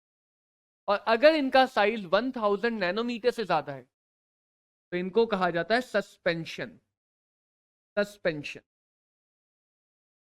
ठीक है। जैसे अगर मेरे पास पानी में शुगर डिजोल्व है, तो शुगर डिजोल्व होने में बहुत छोटे साइज के पार्टिकल में टूट जाती है, तो वहां पे जो बनेगा वो होगा ट्रू सोल्यूशन। मिल्क को देखो तो उसमें क्रीम के पार्टिकल रहते हैं जो काफी बड़े साइज के होते हैं, तो वो बन जाता है कोलाइडल सोल्यूशन। और पानी में अगर मिट्टी को डिजोल्व कर दो तो उसके पार्टिकल और बड़े होते हैं, वो बन जाता है सस्पेंशन। और सस्पेंशन हमेशा अनस्टेबल होते हैं क्योंकि इनके पार्टिकल बहुत बड़े हैं, बहुत हैवी है, तो ग्रेविटी की प्रेजेंस में ये हमेशा सेटल डाउन कर जाए। यानी कि अगर सस्पेंशन को तुम रख देते हो थोड़ी देर के लिए, तो उसके पार्टिकल ग्रेविटी की वजह से धीरे धीरे धीरे धीरे नीचे बैठ जाएंगे, सेटल डाउन कर जाए। तो हमें यहाँ पे पढ़ना है कोलाइड्स के बारे में। यानी कोलाइड्स आर दो solution in which the size of solute particle lies in the range of 1 nanometer to 1000 nanometer, 1 nanometer to 1000 nanometer। अब यहां पे डिसोल्यूशन नहीं होता है, यहां पे हम ये नहीं कहते डिसोल्यूशन है जैसे सच्चे सोल्यूशन कहा जाता है कि शुगर वाटर में डिसॉल्व हो गई। यहां पे हम कहते हैं डिस्पर्जन हुआ। डिस्पर्स बोलते हैं ना, डिस्पर्जन हुआ, यानी कि सिर्फ एक पार्टिकल का टाइप दूसरे मीडियम में फैल जाएगा, डिस्ट्रीब्यूट हो जाएगा, वो उससे अटैच या उसके अंदर नहीं जाएगा, उसके पार्टिकल के बीच ही जगह में जाके फैल जाएगा। तो जिसका डिस्पर्जन होता है तो बोलते हैं डिस्पर्स्ड फेज, यानी जो सल्यूट था वो अब बन गया डिस्पर्स्ड, को डीपी से बोलेंगे। और जिसका डिस्पर्जन हुआ, जिसमें डिस्पर्जन हुआ, जिस मीडियम में, जिस सॉल्वेंट में डिस्पर्जन हुआ, उसको बोलेंगे डिस्पर्जन मीडियम। ये बन गया सॉल्वेंट। जिसको पहले हम लोग सल्यूट और सॉल्वेंट कहते थे, अब उसी को डिस्पर्स्ड फेज और डिस्पर्जन मीडियम कहेंगे। जैसे मिल्क में पानी वो मीडियम है जिसमें डिस्पर्जन हो रहा है, स्टीम के पार्टिकल वो फेज है जिसका डिस्पर्जन हो रहा है, स्टीम के पार्टिकल वो फेज है जिसका डिस्पर्जन हो रहा है। कोलाइडल सोल्यूशन इसी वजह से हेट्रोजीनियस होते हैं, क्योंकि यहां पे फैल रहे हैं, डिस्पर्जन हो रहा है, तो हर जगह यूनिफॉर्म कंसंट्रेशन नहीं, जबकि ट्रू सोल्यूशन होमोजीनियस, यहां पे हर जगह यूनिफॉर्म कंसंट्रेशन मिलेगा, पूरी में अच्छे से डिसॉल्व होगा। सस्पेंशन में भी डिस्पर्जन होता है और सस्पेंशन भी हमारे पास हेट्रोजीनियस होते हैं। सस्पेंशन भी कैसे होते हैं? हेट्रोजीनियस। तो आइए और समझते हैं कि हम कोलाइडल सोल्यूशन को कैसे क्लासिफाई करते हैं। तो 3 तरीके से क्लासिफाई करते हैं। पहला, डिस्पर्स्ड फेज और डिस्पर्जन मीडियम की physical state, solid solid, solid liquid, liquid solid, liquid gas, gas gas, इस टाइप से। तो सॉलिड लिक्विड गैस के 3 के 9 combination, solid solid solid in solid liquid gas, liquid liquid gas in solid liquid gas, gas gas gas in solid liquid gas. सबसे आखिरी वाले को पहले ही देख लो कि गैस और गैस मिलके कभी भी कोलाइडल नहीं बना, गैस और गैस मिलके कभी भी कोलाइडल सोल्यूशन नहीं बनाएंगे, ये हमेशा बनाएंगे ट्रू सोल्यूशन। हमेशा क्या बनाएंगे?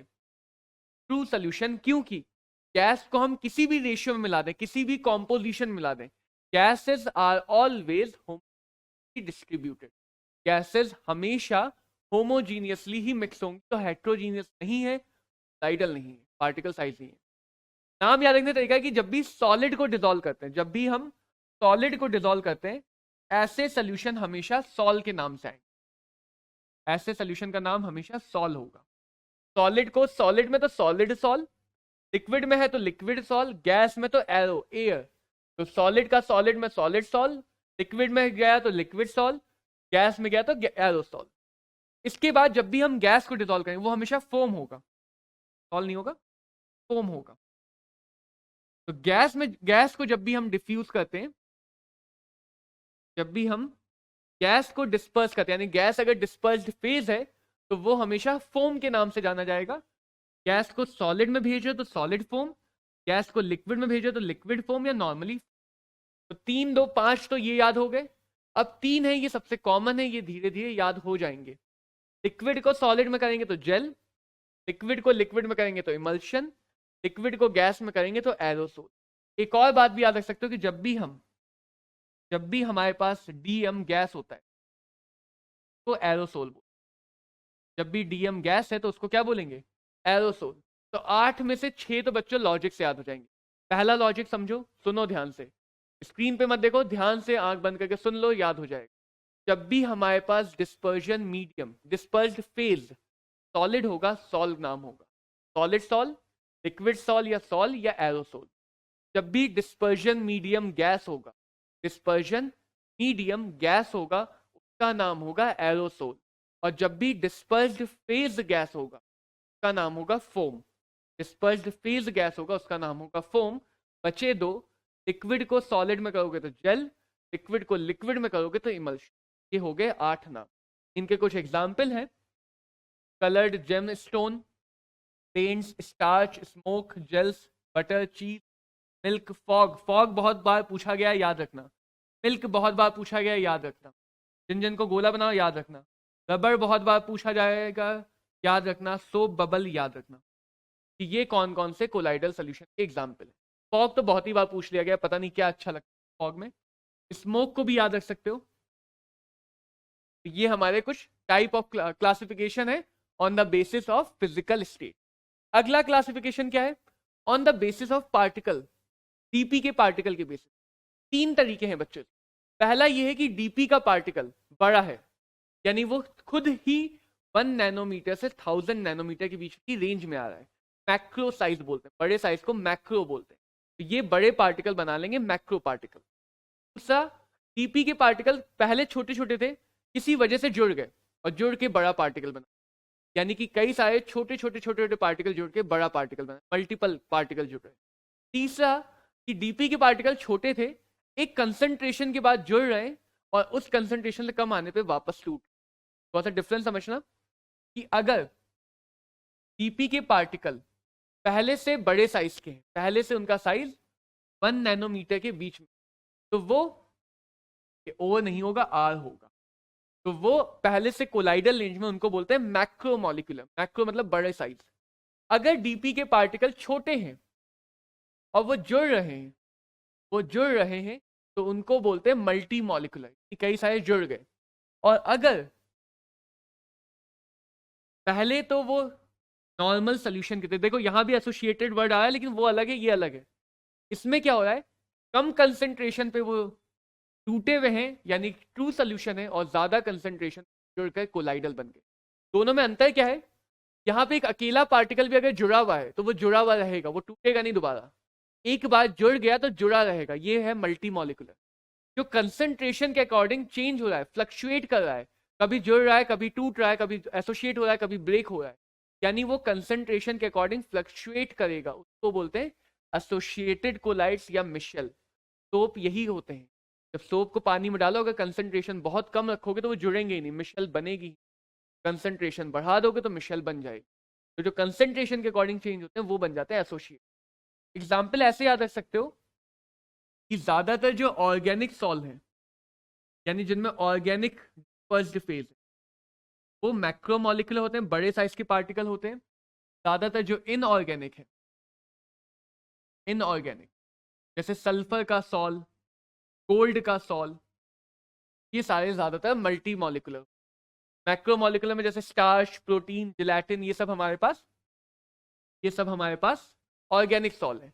और जितने भी सर्फेक्टेंट्स होते हैं, जो भी झाग दे सकते हैं, उनको सर्फेक्टेंट बोलते हैं, जैसे सोप, डिटर्जेंट्स, ये सब हमारे एसोसिएटेड कोलाइड। और एसोसिएटेड कोलाइड में ही दो और बातें पढ़ी जाती हैं, टीएमसी, क्रिटिकल मिशेल कंसंट्रेशन, और Krafft temperature. Critical micelle concentration, ये फॉर्मेशन कंसंट्रेशन होगा, क्रिटिकल मिशेल कंसंट्रेशन या क्राफ्ट टेम्परेचर। तो इनका एसोसिएशन होगा एक मिनिमम कंसंट्रेशन और मिनिमम टेम्परेचर के ऊपर। जिस कंसंट्रेशन के ऊपर एसोसिएशन होगा दैट इज सीएमसी, जिस टेम्परेचर के ऊपर कोलाइडल बनेगा, एसोसिएशन होगा, that is Krafft temperature. Temperature भी आसान सी बात है और कंसंट्रेशन भी आसान सी। जो सोप की क्लीनिंग होती है उसमें भी यही होता है कि जैसे ये डर्ट पार्टिकल है, तो सोप के कई सारे पार्टिकल अपनी टेल से यहां पे घुस जाते हैं और एक एसोसिएशन दिखा लेते हैं, आपस में जुड़ गए। तो बहुत सारे पार्टिकल जुड़ के एक बड़ा सा कोलाइडल पार्टिकल बना लेंगे या नहीं बना लेंगे? ये बन गया हमारा मिशेल या फिर एसोसिएटेड कोलाइड। और यही मिशेल डर्ट के पार्टिकल को खींच के कपड़े से अलग कर देगी। यही मिशेल डर्ट के पार्टिकल को खींच के कपड़े से अलग कर देगी। तो इसलिए जो क्लींजिंग ऑफ सोप डिटर्जेंट होता है वो मिशेल या एसोसिएटेड कोलाइड के फॉर्मेशन, मिशेल या फिर एसोसिएटेड कोलाइड के फॉर्मेशन। आगे समझा जाए। अगला क्लासिफिकेशन किस बेस पे? अगला क्लासिफिकेशन है इंट्रैक्शन के बेसिस कि डीपी और डीएम को मिला तो रहे हो, लेकिन वो अट्रैक्ट कर रहे हैं या नहीं कर रहे हैं, आपस में रहना चाहते हैं या नहीं रहना। तो अगर लविंग नेचर है, आपस में प्यार मोहब्बत का भाव है, तो फिलिक बोल, फिलिक का मतलब है लविंग, लाइकिंग। और अगर आपस में नफरत की भावना है, डर की भावना है, तो उसको बोलते हैं फोबिक। तो लायोफिलिक का मतलब जो आसानी से डीएम की तरफ अट्रैक्ट हो जाए। लायोफोबिक का मतलब जो डीएम से दूर जाना चाहे, अट्रैक्शन ना करे। तो अगर डीपी और डीएम के बीच में अट्रैक्शन है तो कहते हैं लायोफिलिक। अट्रैक्शन नहीं है, उल्टे कहीं कहीं पे तो रिपल्शन है, तो लायोफोबिक। लायोफोबिक क्योंकि अट्रैक्शन है, दो चीजें जुड़ना चाहती हैं तो सिर्फ मिला दो, जुड़ने का काम वो खुद कर लेंगी, सिंक से भी बन सकती। लेकिन अगर दो चीजें जुड़ना नहीं चाहती तो उन्हें जोड़ने के लिए तुम्हें कुछ स्पेशल काम करना पड़ेगा। तो इनको बनाने के लिए कुछ स्पेशल मेथड यूज हो, क्योंकि ये अट्रैक्शन है इसलिए आसानी से स्टेबलाइज हो जाएंगे। इनको स्टेबलाइज करना पड़ेगा। इनको स्टेबलाइज कैसे करते हैं? इनके ऊपर दे देते हैं चार्ज। क्या दे देते हैं? हर पार्टिकल पे एक जैसा चार्ज। जैसे मान लो सब पे दे दिया पॉजिटिव, सब पे कैसा चार्ज दे दिया? Positive charge. तो पॉजिटिव चार्ज इन्हें एक दूसरे से दूर करेगा, एक दूसरे से दूर करेगा तो ये सेक्शन के अंदर रहना चाहिए। तो इनको स्टेबलाइज करवाना पड़ता है, इसके स्पेशल मेथड चाहिए होते हैं और इनको स्टेबलाइज करवाता है हर पार्टिकल पे आया एक जैसा चार्ज। इसीलिए यहाँ पे स्टेबिलिटी की जरूरत नहीं, तो इन पे चार्ज हो भी सकता है और नहीं, इन पे चार्ज हो भी सकता है और नहीं भी हो सकता, मे और मे नॉट बी चार्ज। लेकिन यहाँ पे बिना चार्ज के स्टेबिलिटी आएगी ही नहीं, तो इनको हमेशा ही कैसा होना पड़ेगा? चार्ज होना, हमेशा ही चार्ज होना। अगला, एक बार सेपरेट हो भी गए तो भी हम सिंपल मिक्सिंग से दोबारा बना सकते हैं, इसीलिए इनको बोलते हैं ये रिवर्सिबल नेचर। का नेचर कैसा है? रिवर्सिबल, अलग करके वापस बना सकते हो। लेकिन एक बार ये सेपरेट हो गए तो बहुत मुश्किल से जोड़ा था, पिछली बार भी बहुत मुश्किल से स्पेशल मेथड से जोड़ा था, तो जब अलग हो गए तो दोबारा से वही स्पेशल मेथड करना पड़ेगा, यानी कि इनका नेचर तो इरिवर्सिबल, इनका नेचर कैसा हो जाएगा? इरिवर्सिबल। यहां पे बच्चों इसीलिए हमें लायोफिलिक की नहीं बट लायोफोबिक की प्रिपरेशन समझनी होती है। और एक और बात ध्यान रखना, ज्यादातर ऑर्गेनिक सॉल्ट जो मैक्रोमोलिकुलर होते हैं वो लायोफिलिक होते हैं। प्रोटीन, प्लेटिन, वो रहना चाहते हैं सल्यूशन। ज्यादातर इनऑर्गेनिक सॉल्ट जो मल्टी मॉलिकुलर होते हैं वो हमारे पास होते हैं लायोफोबिक। तो एग्जाम्पल में भी जैसे सल्फर का, गोल्ड का सॉल है, फेरिक हाइड्रोक्साइड का सॉल है, मेटल सल्फाइड के सॉल है, जितने भी इनऑर्गेनिक सॉल हैं वो ज्यादातर लायोफोबिक हैं, और जितने भी ऑर्गेनिक सॉल हैं वो ज्यादातर लायोफिलिक हैं, ज्यादातर लायोफिलिक हैं। तो एग्जाम्पल भी आसानी से याद हो जाएगा। मतलब समझो, चैप्टर को मैंने शुरुआत में बोला था बहुत ध्यान से सुनो, सिर्फ सुनते रहोगे तो ये याद हो जाएगी, काम में आएगा, लिख ले जाओ बहुत आसानी से। इंग्लिश तो अच्छी होनी चाहिए, अभी तो लैंग्वेज बना के लिखोगे कि अच्छा रखना। अगला कि कोलाइडल सोल्यूशन है, लायोफोबिक है, तो बनाएंगे कैसे? तो बनाने के थोड़े बहुत मेथड हैं, कुछ फिजिकल कुछ केमिकल। पहला तो वही चक्की में पीस दिया, तो हम डिस्पर्जन बोलते हैं, कोलाइडल मिल बोलते हैं। कोलाइडल मिल जैसे क्या है, आटे पीसने वाली चक्की देखी ना, दो बाट होते हैं अपोजिट डायरेक्शन में घूमते रहते हैं, तो उसी के बीच में सस्पेंशन के पार्टिकल डाल दिए। अब सस्पेंशन के पार्टिकल जब चक्की के बीच में आएंगे तो वो छोटे छोटे पार्टिकल में टूटेंगे, तो सस्पेंशन टूट के चला जाता है कोलाइडल रेंज। सस्पेंशन किसमें चला जाता है? कोलाइडल रेंज में सस्पेंशन, इधर से कोलाइडल पार्टिकल बाहर निकले। और सस्पेंशन में वही डीएम होता है, तो वो हमें कोलाइडल सोल्यूशन, इसको बोलते हैं कोलाइडल मिल, यानी कोलाइडल वाली चक्की, या फिर मैकेनिकल डिस्पर्शन। अगला बहुत काम का मेथड है ब्रिडिक आर्क मेथड, ब्रिडिक्स आर्क मेथड। तो ये मेनली यूज होता है नोबल मेटल्स, कम रिएक्टिव मेटल जैसे गोल्ड, सिल्वर, प्लैटिनम, इन सब के लिए, कम रिएक्टिव मेटल के लिए यूज होता है गोल्ड, प्लैटिनम, सिल्वर। कहते क्या है कि एक बहुत ठंडा डिस्पर्जन मीडियम लिया, बहुत ठंडा डिस्पर्जन मीडियम लिया, यहां पे उस मेटल की रॉड ली जिसका कोलाइडल सोल्यूशन बनाना है, उस मेटल की रॉड ली जिसका कोलाइडल सोल्यूशन बनाना है, और बहुत ज्यादा वोल्टेज लगा, बहुत ज्यादा वोल्टेज लगा। तो ये वोल्टेज क्या करेगा, यहां पे एक स्पार्क, एक आर्क प्रोड्यूस करेगा।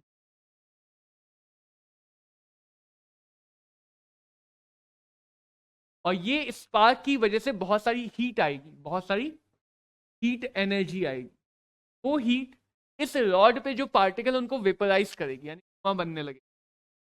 लेकिन क्योंकि आसपास का सोल्यूशन बहुत ठंडा है, तो वो पार्टिकल खुद ही वेपराइज होते ही कंडेंस हो जाएंगे, और कंडेंस होते टाइम वो कोलाइडल रेंज में ही कंडेंस होते हैं, यानी कई सारे छोटे छोटे पार्टिकल कंडेंस होते टाइम जुड़ भी जाएंगे, और जुड़ के वो क्या बना लेंगे, कोलाइडल सोल्यूशन।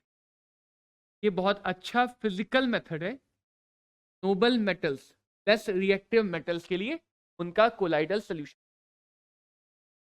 जो भी हाई टेम्परेचर यहाँ पे प्रोड्यूस होता है,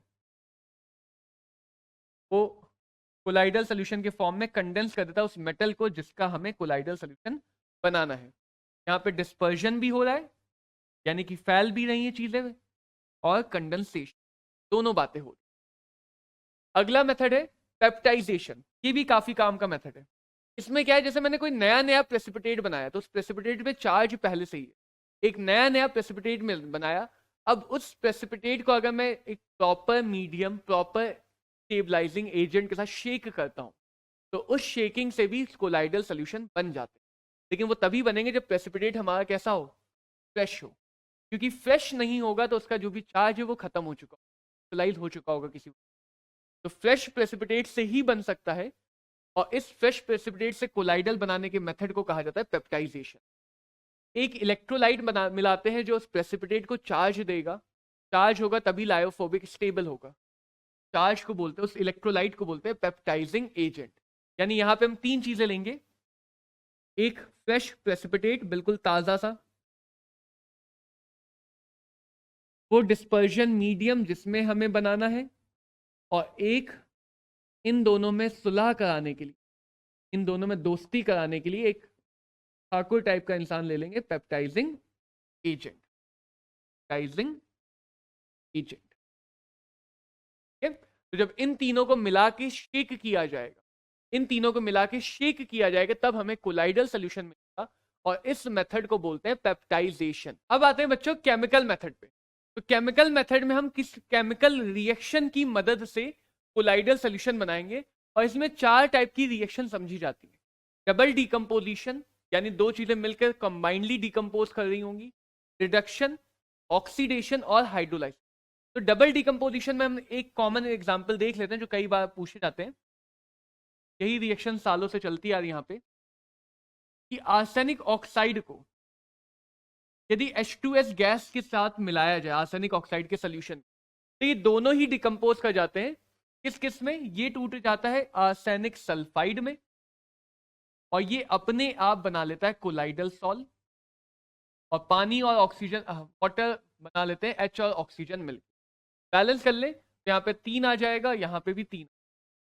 तो दो चीजों के एक साथ टूट के, कंबाइंडली टूट के कोलाइडल बनाने की केमिकल मेथड को बोलते हैं डबल डीकम्पोजिशन, डबल डीकम्पोजिशन। ऐसे बच्चों यहाँ पे यदि मैं गोल्ड के क्लोराइड सोल्यूशन को और इसमें टिन का क्लोराइड मिला दूं, तो यहाँ पे गोल्ड का रिडक्शन हो जाता है, जिससे गोल्ड का कोलाइडल सोल्यूशन मिलता है, टिन का ऑक्सीडेशन हो जाता है, SnCl4 बन जाता है। इसके आगे लगा दूंगा 3, इसके आगे लगा 2, ये बन जाएगा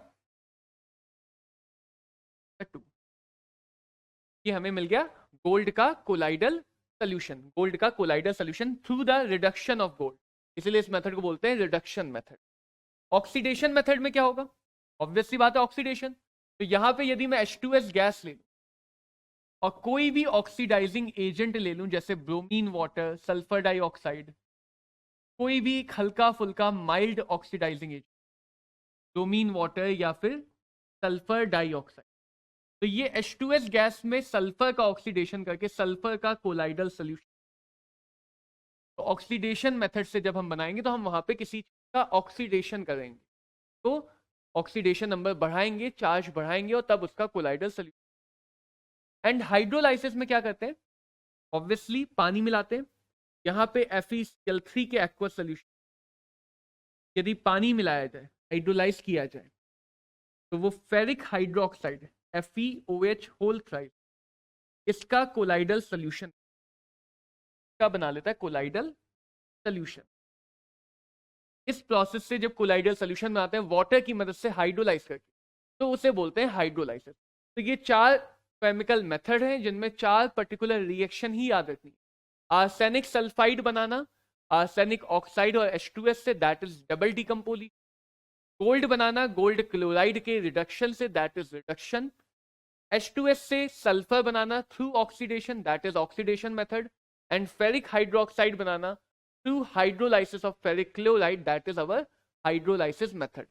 4 मेथड है यहाँ पे, double decomposition, reduction, oxidation and hydrolysis method. और चारों के बच्चों तुम्हें एक एक एग्जाम्पल ऑफ रिएक्शन याद रखनी। अब बात करते हैं properties of colloidal solution. Colloidal solution में हमें क्या क्या प्रॉपर्टीज देखने को मिलती है। सबसे पहली प्रॉपर्टी आती है टिंडल इफेक्ट। टिंडल इफेक्ट तुम लोगों ने कई बार देखा होगा अंधेरे में अगर लेजर लाइट देखी। तो टिंडल इफेक्ट में क्या होता है, क्योंकि कोलाइडल पार्टिकल का साइज भी एंगस्ट्रॉम की रेंज का होता है और विजिबल लाइट की जो वेवलेंथ है वो भी एंगस्ट्रॉम की रेंज की होती है। तो लाइट में तुमने फिजिक्स में पढ़ा होगा diffraction, diffraction of light, bending of light. तो लाइट अगर इस टाइप के पार्टिकल से इंटरेक्ट करे जहां पे wavelength of light and size of particle is similar of same range, तो ऐसे पार्टिकल से टकरा के लाइट बेंड कर जाती है, स्कैटर कर जाती है। तो कोलाइडल पार्टिकल क्योंकि उसी रेंज में है तो विजिबल लाइट्स को स्कैटर कर देते हैं। That scattering is shown to us as Tyndall effect. यानी कि अगर मैं इधर से एक लाइट सोर्स फॉल कराऊं तो कोलाइड का पार्टिकल उसको अलग अलग डायरेक्शन में स्कैटर करेगा। तो लाइट सोर्स अगर इधर से तो मुझे सारी लाइट इधर जाती हुई दिखनी चाहिए, यानी मैं ऊपर से देखता तो मेरी आंखों पे कोई भी लाइट नहीं आती, क्योंकि अगर स्कैटरिंग नहीं होती तो लाइट सीधे चली जाती। बट उस स्कैटरिंग की वजह से लाइट हमें ऊपर ऑब्जर्व होती है, तो इसी ऑब्जर्वेशन को कहा जाता है टिंडल इफेक्ट। इसी स्कैटरिंग की वजह से, इसी टिंडल इफेक्ट की वजह से हमें स्काई ब्लू कलर का दिखाई देता है। क्यों? क्योंकि सन से आने वाली ज्यादातर ब्लू लाइट एटमॉस्फेयर में पार्टिकल्स, जो कोलाइडल पार्टिकल्स से टकरा के स्कैटर करके एटमॉस्फेयर में फैल जाती है और हमें वो एटमॉस्फेयर से आते हुए आंखों तक दिखाई देती है। तो इसी स्कैटरिंग ऑफ लाइट या टिंडल इफेक्ट की वजह से हमें स्काई भी ब्लू कलर का दिखाई। Scattering is a very important example. Then we have a condition to show Tyndall effect, जिसकी मैंने अभी बात की कि जो पार्टिकल का साइज है वो वेवलेंथ है, वो शुड बी अप्रोक्सीमेटली सिमिलर, यानी उनके बीच में डिफरेंस ज्यादा नहीं होना चाहिए, और रिफ्लेक्टिव इंडेक्स में डिफरेंस ज्यादा होना चाहिए। अगर रिफ्लेक्टिव इंडेक्स में ज्यादा डिफरेंस नहीं हुआ तो डीएम के पार्टिकल भी बेंडिंग करने लगे, या डीएम के पार्टिकल भी लाइट से इंटरेक्ट करने लगे। रिफ्लेक्टिव इंडेक्स का डिफरेंस ज्यादा होना चाहिए। आगे देखते हैं, अगली प्रॉपर्टी का नाम है Brownian motion. What is Brownian motion? ये रॉबर्ट ब्राउन ने ऑब्जर्व किया था पॉलन ग्रेन्स में। उन्होंने क्या देखा कि जो कोलाइडल पार्टिकल हैं वो सोल्यूशन में डिस्पर्स्ड तो है लेकिन वो रुके हुए नहीं अपनी जगह, वो काइनेटिक एनर्जी की वजह से रैंडमली अलग अलग डायरेक्शन में मूव कर रहे हैं। And that motion of colloidal solution और colloidal particle is attributed as Brownian motion. Random direction में मूवमेंट, कोई भी फिक्स डायरेक्शन नहीं। जैसे गैस के पार्टिकल रैंडमली इधर उधर मूव करते हैं, वैसे ही कोलाइडल सोल्यूशन के पार्टिकल भी रैंडमली इधर उधर मूव करते हुए दिखे थे। इसी मोशन को कहा गया ब्राउनियन मोशन। अब बच्चों बात की जाए कोलाइडल पार्टिकल पे चार्ज। चार्ज होना भी लायोफोबिक के लिए तो बहुत बहुत इंपॉर्टेंट प्रॉपर्टी है। चार्ज की presence is a very important property of colloidal solution. ये चार्ज आता कैसे? ये चार्ज आने के पीछे जो वजह है that is called as preferential adsorption. उस वजह को बोलते हैं प्रेफरेंशियल एडसॉर्प्शन। प्रेफरेंशियल का मतलब प्रायोरिटी देना। जैसे मान लो मैंने AgI का बनाया कोलाइडल पार्टिकल, तो ऑब्वियस सी बात है कि Ag और I, सिल्वर और आयोडीन के आयन आपस में जुड़ रहे हैं, तो उनके बीच का जो फोर्स है वो स्ट्रांग है। तो अगर फोर्स स्ट्रांग है तो ये पार्टिकल अगर फर्दर चाहेगा तो Ag या I को ही तो चाहेगा, किसी भी और कैटायन या किसी भी और एनायन के बजाय कि उस पार्टिकल को एब्जॉर्ब करना चाहेगा ना जिससे ये पहले भी बॉन्ड बना रहा है, क्योंकि फोर्स स्ट्रांग है। तो ये एक प्रेफरेंशियल या प्रायोरिटी शो करेगा इन कैटायंस और एनायन। तो जब कोई कोलाइडल पार्टिकल अपनी सरफेस पे एक प्रेफर्ड कैटायन या एनायन को एब्जॉर्ब करता है तो उस एब्जॉर्प्शन की वजह से उस पर चार्ज आ जाता है, and that generation of charge is called as preferential absorption. जैसे यहाँ पे अगर मैं AgI का कोलाइडल सोल्यूशन बनाता हूँ जिसमें AgNO3 एक्सेस में, यानी कि रिएक्शन के बाद सोल्यूशन Ag प्लस बचेगा, NO3 माइनस बचेगा, K प्लस बचेगा क्योंकि वो यूज नहीं हो रहा है, बच जा रहा है सोल्यूशन, लेकिन सारा का सारा आयोडीन क्योंकि वो कम था वो AgI में चला। तो इन तीन आयन में से वो किसको एब्जॉर्ब करना चाहेगा? K plus NO3 minus Ag plus में से एफिनिटी किसके लिए ज्यादा होगी? Ag प्लस के लिए, क्योंकि वही तो बॉन्ड बना रहा है। इसलिए ये Ag प्लस को एडजॉर्ब कर ले रहा है और एडजॉर्ब करके कैसा कोलाइडल बना ले रहा है? Positive colloidal. इसी का दूसरा केस ले लूं, अगर Ki एक्सेस में है तो भी AgI का सॉल्व तो बना, Ag प्लस खत्म हो गया, सोल्यूशन में रिएक्शन के बाद बचा माइनस, K प्लस और I एक्सेस में था तो I माइनस बचा होगा। अब इन तीनों में से किसको एब्जॉर्ब करना चाहेगा? सीधी सी बात है, इन तीनों में से I माइनस को चाहेगा, तो I माइनस को एब्जॉर्ब करके कैसा बना लेगा? Negative charge. तो कोलाइडल सोल्यूशन पे कैसा चार्ज आएगा डिपेंड करता है कि वो कैटायन या एनायन में से किसको प्रेफरेंशियली एडसॉर्ब करता है, प्रेफरेंशियली एडसॉर्ब करता है। और जब कोई कोलाइडल पार्टिकल किसी आयन को प्रेफर करके एडसॉर्ब कर लेगा, मान लो पॉजिटिव को एडसॉर्ब कर लिया, पार्टिकल पे आ गया पॉजिटिव चार्ज, क्या ये पॉजिटिव चार्ज सोल्यूशन में प्रेजेंट नेगेटिव चार्ज को नहीं खींचेगा? बिल्कुल खींचेगा, रिएक्शन तो होगा ना। तो यहाँ पे एक पॉजिटिव नेगेटिव लेयर बन जाएगी। क्या ये पॉजिटिव चार्ज आगे की तरफ बढ़ के नेगेटिव चार्ज आगे की तरफ बढ़ के पॉजिटिव चार्ज को खींच? बिल्कुल। ऐसे ही पॉजिटिव चार्ज और आगे बढ़ के नेगेटिव को खींचेगा। तो ऐसे बहुत सारी लेयर्स बन जाती, पर जो ये पहली लेयर बनी इसको बोलते हैं हेल्महोल्ट्ज इलेक्ट्रिकल डबल लेयर।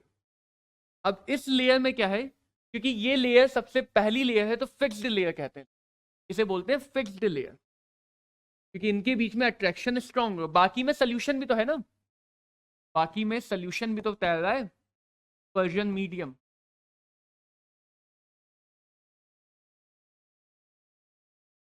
तो जब सोल्यूशन तैर रहा है तो सोल्यूशन की वजह से इस लेयर में जो बाकी लेयर बनी वो थोड़ा बहुत मूव करती रहेंगी, उतनी स्ट्रांग नहीं जितनी पहली लेयर है। तो बाकी लेयर्स को कहा जाता है डिफ्यूज्ड लेयर, डिफ्यूज्ड लेयर, ये वीक होती है। जो फर्स्ट डबल लेयर के बीच में पोटेंशियल आएगा प्लस माइनस है, तो वहां पे तुम सोच सकते हो कैपेसिटर बन गया, फिजिक्स में कैपेसिटर में बन गया तो वहां पे हमेशा एक वोल्टेज आएगा। तो फिक्स्ड लेयर या हेल्महोल्ट्ज डबल लेयर के बीच में जो वोल्टेज डेवलप होता है उस वोल्टेज को बोलते हैं जीटा पोटेंशियल। क्या बोलते हैं? Zeta potential. तो ये सारे कोलाइडल सोल्यूशन में आएगा जो भी चार्ज एब्जॉर्ब करते हैं। तो इसलिए ये भी याद रखना बच्चों कि जो मेटल के सल्फाइड होते हैं वो सल्फर को एब्जॉर्ब करके यूजुअली नेगेटिव सॉल्व बनाते हैं। जो मेटल होते हैं वो भी एनायन को एब्जॉर्ब करके नेगेटिव सॉल्व बनाते हैं। और जो मेटल के हाइड्रोक्साइड होते हैं, metal hydroxide, those form positive solve, तो ये कुछ एग्जाम्पल हैं जो याद रखना। जैसे आर्सेनिक सल्फाइड आ गया तो बाय डिफॉल्ट मान लेना कि उस पर नेगेटिव चार्ज है, गोल्ड का सॉल आ गया तो बाय डिफॉल्ट उस पर निगेटिव चार्ज है। फेरिक हाइड्रोक्साइड का सॉल है तो जब तक कुछ कंडीशन ना दी हो तो बाय डिफॉल्ट उस पर positive. Metal sulphide and metal are negatively charged, metal hydroxides are positively charged, metal hydroxides are positively charged। अब इसी चार्ज पे बेस है इलेक्ट्रोफोरेसिस। What is electrophoresis? तो इलेक्ट्रो वर्ड वाले जितने भी टर्म है सब में हम ये देखेंगे कि इलेक्ट्रिक फील्ड में मूवमेंट कैसे होती है। तो अगर कोलाइडल पार्टिकल्स पे चार्ज है, जैसे ही मैं इलेक्ट्रिक फील्ड लगाऊंगा, अगर नेगेटिव चार्ज है तो सबके सब कैथोड की तरफ जाने लगेंगे। अगर कोलाइडल पार्टिकल पे कैसा चार्ज है? नेगेटिव चार्ज है, सबके सब कैथोड की तरफ जाने लगेंगे।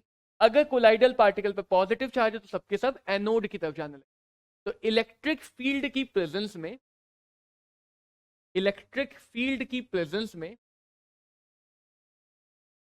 कोलाइडल पार्टिकल की जो मूवमेंट होती है टूवर्ड्स अपोजिट चार्ज इलेक्ट्रोड, इस मूवमेंट को बोलते हैं इलेक्ट्रोफोरेसिस। इस मूवमेंट को बोलते हैं इलेक्ट्रोफोरेसिस। तुम लोग बच्चों इलेक्ट्रो वर्ड से यहां पे 3 प्रॉपर्टी देखोगे जो मैं एक साथ बता दे रहा हूं।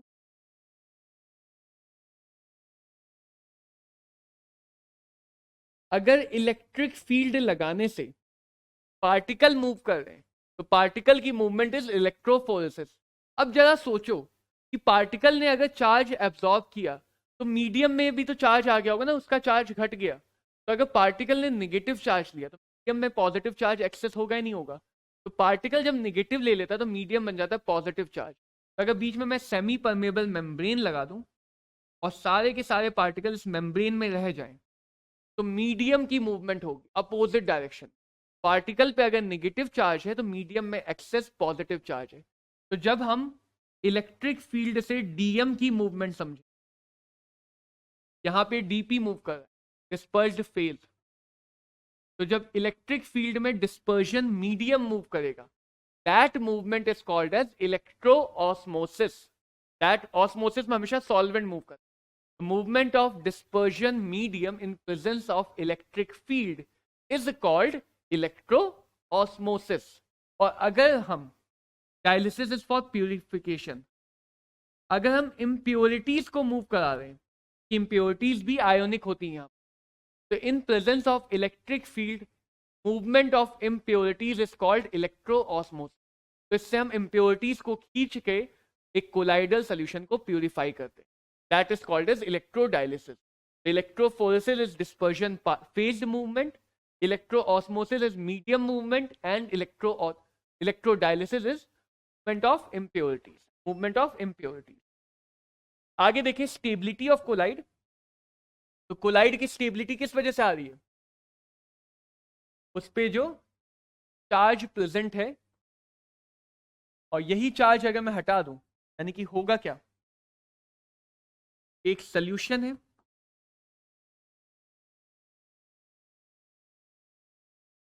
इसमें जो कोलाइडल पार्टिकल है सब पे एक जैसा चार्ज है, पॉजिटिव मान लेता हूं मैं।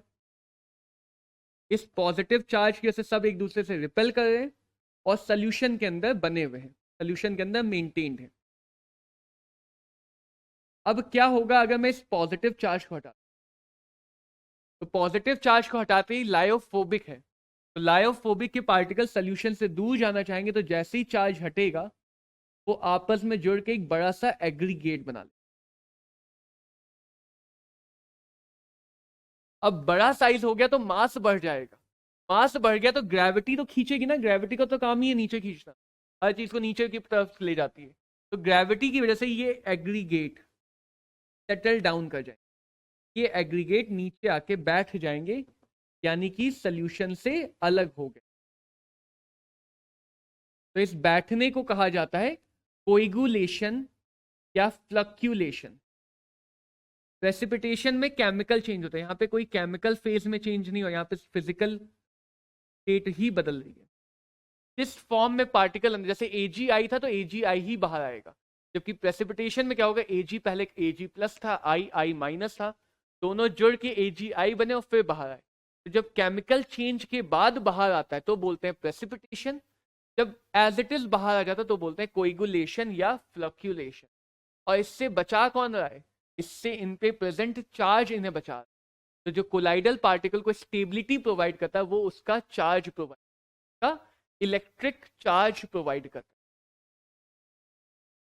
और इसीलिए कोगुलेशन करने के लिए हमें क्या करना है कि इलेक्ट्रिक चार्ज को खत्म कर दें, कि इलेक्ट्रिक चार्ज को खत्म कर दें। अब वो इलेक्ट्रिक चार्ज कैसे खत्म होगा? बहुत सारे तरीके हैं। पहला तरीका बॉइलिंग। अगर मैं सोल्यूशन को गर्म कर दूं तो टेम्परेचर बढ़ाने से, सबसे पहले सीखा था एडिजॉर्ब्ड चार्ज, चार्ज का एडिजॉर्प्शन हो। तो टेम्परेचर बढ़ाने से क्या वो चार्ज डिसॉर्ब्ड नहीं हो जाएगा, वो छोड़ के चला जाएगा। चार्ज चला गया तो प्रेसिपिटेशन हो जाएगा। दूसरा, उसको म्यूचुअल कोगुलेशन करके।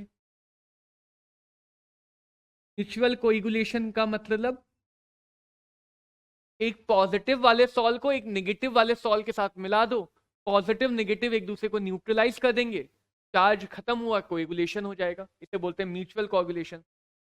जैसे जब दो क्लाउड अपोजिटली चार्ज होते हैं, जब वो टकरा जाते हैं तो बहुत सारा पानी एक साथ नीचे गिर जाता है। इसी वजह से गिरता है क्योंकि एक पॉजिटिव क्लाउड एक नेगेटिव क्लाउड दोनों टकरा के एक दूसरे को कोगुलेट कर देते हैं, दोनों एक दूसरे को प्रेसिपिटेट फ्लक्चुलेट कर देते हैं। तीसरा, एक्सेसिव डायलिसिस। जैसे डायलिसिस में हम प्यूरिफाई करते हैं, तो अगर डायलिसिस की प्रोसेस को मैं ज्यादा देर के लिए कंटिन्यू कर, डायलिसिस की प्रोसेस को मैं ज्यादा देर कर दूं तो जो एब्जॉर्ब्ड चार्ज है उसको भी तो खींच लेगा। इंप्योरिटीज तो आयोनिक थी, वो तो जा ही रही है डायलिसिस में, लेकिन ज्यादा देर अगर डायलिसिस कर देता तो जो चार्ज एब्जॉर्ब्ड है उसको भी खींच, और चार्ज खत्म हो गया तो कोगुलेशन से कोई नहीं रोक सकता। चार्ज खत्म हो गया, कोगुलेशन से नहीं रोक सकते। चौथा तरीका है जो सबसे मेन तरीका है, इसमें हम कोई इलेक्ट्रोलाइट मिलाते तो चार्ज को न्यूट्रलाइज करता है और उसका कोगुलेशन करने में हेल्प करता है। इस इलेक्ट्रोलाइट को बोलते हैं कोगुलेटिंग एजेंट। इलेक्ट्रोलाइट को क्या बोलते हैं? Coagulating agent. तो कोगुलेटिंग एजेंट के लिए बताते हैं कोगुलेशन वैल्यू, क्योंकि इलेक्ट्रोलाइट मिला रहे हैं तो उसका एक अमाउंट भी तो मिलाएंगे ना जो न्यूट्रलाइज करेगा। तो कितना मिनिमम अमाउंट ऑफ इलेक्ट्रोलाइट मिलाना पड़ेगा मिलीमोल्स 2 लीटर सोल्यूशन को कोगुलेट करने के लिए, कहा जाता है 0.1 लीटर को भी डिफाइन कर सकते हैं। तो कितना मिलीमोल्स मिलाना पड़ेगा 0.1 लीटर को कोगुलेट करने के लिए, इसी को हम बोलते हैं कोगुलेशन या फ्लक्चुलेशन वैल्यू। और सीधी सी बात समझो कि अगर मुझे कम अमाउंट मिला के कोगुलेशन मिल जा रहा है तो इलेक्ट्रोलाइट ज्यादा पावरफुल होगा, या उसका ज्यादा अमाउंट मिला के करना पड़ा तब ज्यादा पावरफुल होगा। सीधी बात है, जितना कम से कम अमाउंट में कोगुलेशन कर दे उतना बढ़िया इलेक्ट्रोलाइट का काम है कोगुलेट करना, फ्लक्चुलेट करना। तो कोगुलेटिंग वैल्यू जितनी कम होगी कोगुलेटिंग पावर उतनी ज्यादा होगी, कोगुलेटिंग वैल्यू जितनी कम होगी कोगुलेटिंग पावर उतनी ही ज्यादा होगी। तो इसीलिए हम ये भी देखते हैं कि कितना अमाउंट कितनी पावर, और इसी पावर को समझने के लिए आता है हार्डी-शुल्ज़ रूल। इसी पावर को समझने के लिए आता है हार्डी-शुल्ज़ रूल। हार्डी-शुल्ज़ रूल क्या कहता है कि पहला तो ये बात हो गया कि अगर पॉजिटिव चार्ज है तो इसको कोगुलेट करने के लिए मुझे नेगेटिव आयन चाहिए होगा, यानी कि कोलाइडल पे जैसा चार्ज है उसके अपोजिट साइन का आयन चाहिए, उसके अपोजिट वैलेंसी वाला। दूसरा, जितना ज्यादा चार्ज होगा, नेगेटिव जितना ज्यादा होगा इस पे उतनी आसानी से न्यूट्रलाइज करेगा, यानी कि उतना ज्यादा इफेक्टिव होगा, कि कोगुलेटिंग पावर उतनी ज्यादा हो। तो वो चार्ज जिसकी वैलेंसी ज्यादा होती है वो ज्यादा इफेक्टिव होता है, ज्यादा पावरफुल होता है फॉर कोगुलेशन। और उस कोगुलेटिंग के लिए कोगुलेटिंग वैल्यू उसके कम अमाउंट से हो जाए, कोगुलेटिंग पावर ज्यादा होगी और कोगुलेटिंग वैल्यू कम हो जाए, कोगुलेटिंग वैल्यू कम हो जाएगी। जैसे यहां पे अगर मैं किसी मेटल हाइड्रोक्साइड की बात करूं तो मेटल हाइड्रोक्साइड पे पॉजिटिव चार्ज होता है, तो पॉजिटिव चार्ज है तो उसको कोगुलेट करने के लिए नेगेटिव चाहिए। अब Cl सल्फेट और फॉस्फेट में सबसे बढ़िया कौन सा है? फॉस्फेट। साइज की वजह से नहीं है, उसके पास चार्ज ज्यादा है, उसकी वैलेंसी ज्यादा है, वो ज्यादा आसानी से न्यूट्रलाइज करेगा। ऐसे अगर मेरे पास मेटल का कोई सॉल है पे नेगेटिव चार्ज होता है तो नेगेटिव सॉल को कोलाइड करने के लिए मुझे पॉजिटिव आयन चाहिए। अब Na, Mg और एल्यूमिनियम में सबसे बेटर कौन सा है? एल्यूमिनियम है, क्योंकि उस पर पॉजिटिव चार्ज ज्यादा है। तो इलेक्ट्रोलाइट की sign of charge should be opposite, and उसकी वैलेंसी, उस पर magnitude of charge should be maximum. इस पे बेस्ड कई सारे क्वेश्चन आते हैं कि कौन सा आयन ज्यादा इफेक्टिव है या कौन सा आयन ज्यादा अमाउंट चाहता है या कम अमाउंट चाहता है। ये भी ध्यान रखना, जितना इफेक्टिव उतनी ज्यादा पावर, और जितनी ज्यादा पावर उतना कम अमाउंट। जितना इफेक्टिव उतनी ज्यादा पावर और उतना ही कम अमाउंट, उतना ही कम अमाउंट। आगे समझेंगे बच्चों कि अगर हम किसी चीज की पिटाई करें तो उसको बचाना भी तो है ना। किसी चीज की पिटाई की जा रही है, किसी चीज को कोएगुलेट करें, तो अब सोचते हैं कि उसको कोएगुलेशन से बचाएंगे कैसे। उल्टा काम, हर चीज देखनी। बहुत सारे छोटी छोटी बातें हैं इस अध्याय में, चैप्टर में, लेकिन बहुत आसान आसान बातें। अगर किसी को अभी भी इस चैप्टर से डर लग रहा है तो अभी भी कान खोल के बस सुनने की तो जरूरत है। कौन सी ऐसी बहुत बड़ी रॉकेट साइंस में यहाँ पे बता रहा हूँ, नॉर्मल से ऑब्जर्वेशन है, नॉर्मल से रिजल्ट है, वही समझा। तो बहुत ही आसान सा चैप्टर है, ज्यादा लोड मत लेना इसका, लेकिन नंबर दिला देगा। ऐसा नहीं कि इग्नोर कर दो, इग्नोर तो कुछ भी नहीं करना चाहिए। तो मान लो मेरे पास एक लायोफोबिक है, मेरे पास क्या है, ये जो ऑरेंज ऑरेंज है ये लायोफोबिक है, जो तड़प रहा है सोल्यूशन से बाहर आने के लिए। और इस पे चार्ज होगा, चार्ज मैंने दिखाया नहीं लेकिन चार्ज होगा। जैसे ही मैं इसमें इलेक्ट्रोलाइट मिलाऊंगा, हा, जैसे ही मैं इसमें इलेक्ट्रोलाइट मिलाऊंगा, इसके तो बल्ले बल्ले हो जाएंगे, क्योंकि पहले से तड़प रहा है, मचल रहा है बाहर आने के लिए। तो इलेक्ट्रोलाइट इसके चार्ज को खत्म करेगा, ये एग्रीगेट बनाएगा, जुड़ेगा और नीचे बैठ जाएगा। लेकिन मैंने क्या गड़बड़ कर दी, इतनी आसानी से बल्ले बल्ले थोड़ी होने देंगे। इसमें उससे पहले ही मैंने मिला दिया लायोफिलिक। पहले ही क्या मिला दिया, लायोफिलिक। और लायोफिलिक क्या करेगा, वो इसके अराउंड एक लेयर बना लेगा, चिपक जाएगा। अब लायोफिलिक तो नहीं चिपकना चाहता ना आपस में, लायोफिलिक तो सोल्यूशन में रहना चाहता है। तो अगर लायोफिलिक ने इसको घेर लिया तो लायोफिलिक खुद भी सोल्यूशन के अंदर रहेगा और इसको भी सोल्यूशन के अंदर ही रखेगा, क्योंकि उसके चिपका हुआ उसके अंदर है। अब लायोफोबिक कोगुलेट नहीं हो पाएगा। तो एक लायोफिलिक कोलाइड की मदद से लायोफोबिक कोलाइड को हम प्रोटेक्ट कर सकते। इसीलिए लायोफिलिक को हम रिवर्सिबल तो कहते ही कहते हैं, इनको हम प्रोटेक्टिव कोलाइड भी कहते हैं। का दूसरा नाम होता है प्रोटेक्टिव कोलाइड्स, क्योंकि ये हमारे पास लायोफिलिक कोलाइड लायोफोबिक को प्रोटेक्ट कर सकते हैं, सिर्फ और सिर्फ एक मिनिमम अमाउंट चाहिए। उस अमाउंट को डिफाइन करते हैं गोल्ड नंबर की सहायता, गोल्ड नंबर से। यहां भी वही बात है, जितना कम अमाउंट प्रोटेक्ट कर दे उतना अच्छा पावर, उतनी ज्यादा प्रोटेक्टिव पावर। तो गोल्ड नंबर अमाउंट दिखाता है, यानी जितना कम होगा गोल्ड प्रोटेक्टिव पावर उतनी ज्यादा होगी, प्रोटेक्टिव पावर उतनी ज्यादा होगी। यहां पे देख सकते हो lyophilic solutions have a unique property of protection of lyophobic from coagulation on addition of electron. वही बात लिखी है जो अभी समझाई गई है, सिर्फ एग्जाम में कैसे लिखोगे उसके लिए पढ़ के देख ले। Lyophilic solution forms a protective layer over the colloidal particles of lyophobic. Philic phobic का ध्यान रखो। अब गोल्ड नंबर की डेफिनेशन समझ लेते हैं। ये बात तो बताई दी कि गोल्ड नंबर अमाउंट दिखाता है। क्या करना है, तो हमारे पास एक गोल्ड, सोने का महंगा सा कोलाइडल सॉल्यूशन, तो गोल्ड का सॉल्यूशन है, लायोफोबिक होगा। गोल्ड इनऑर्गेनिक है, लायोफोबिक होगा। कितना सॉल्यूशन है, तो भैया 10 ml सॉल्यूशन। कितना है, 10 ml। अब इस 10 ml सॉल्यूशन में मिला दिया हमने NaCl।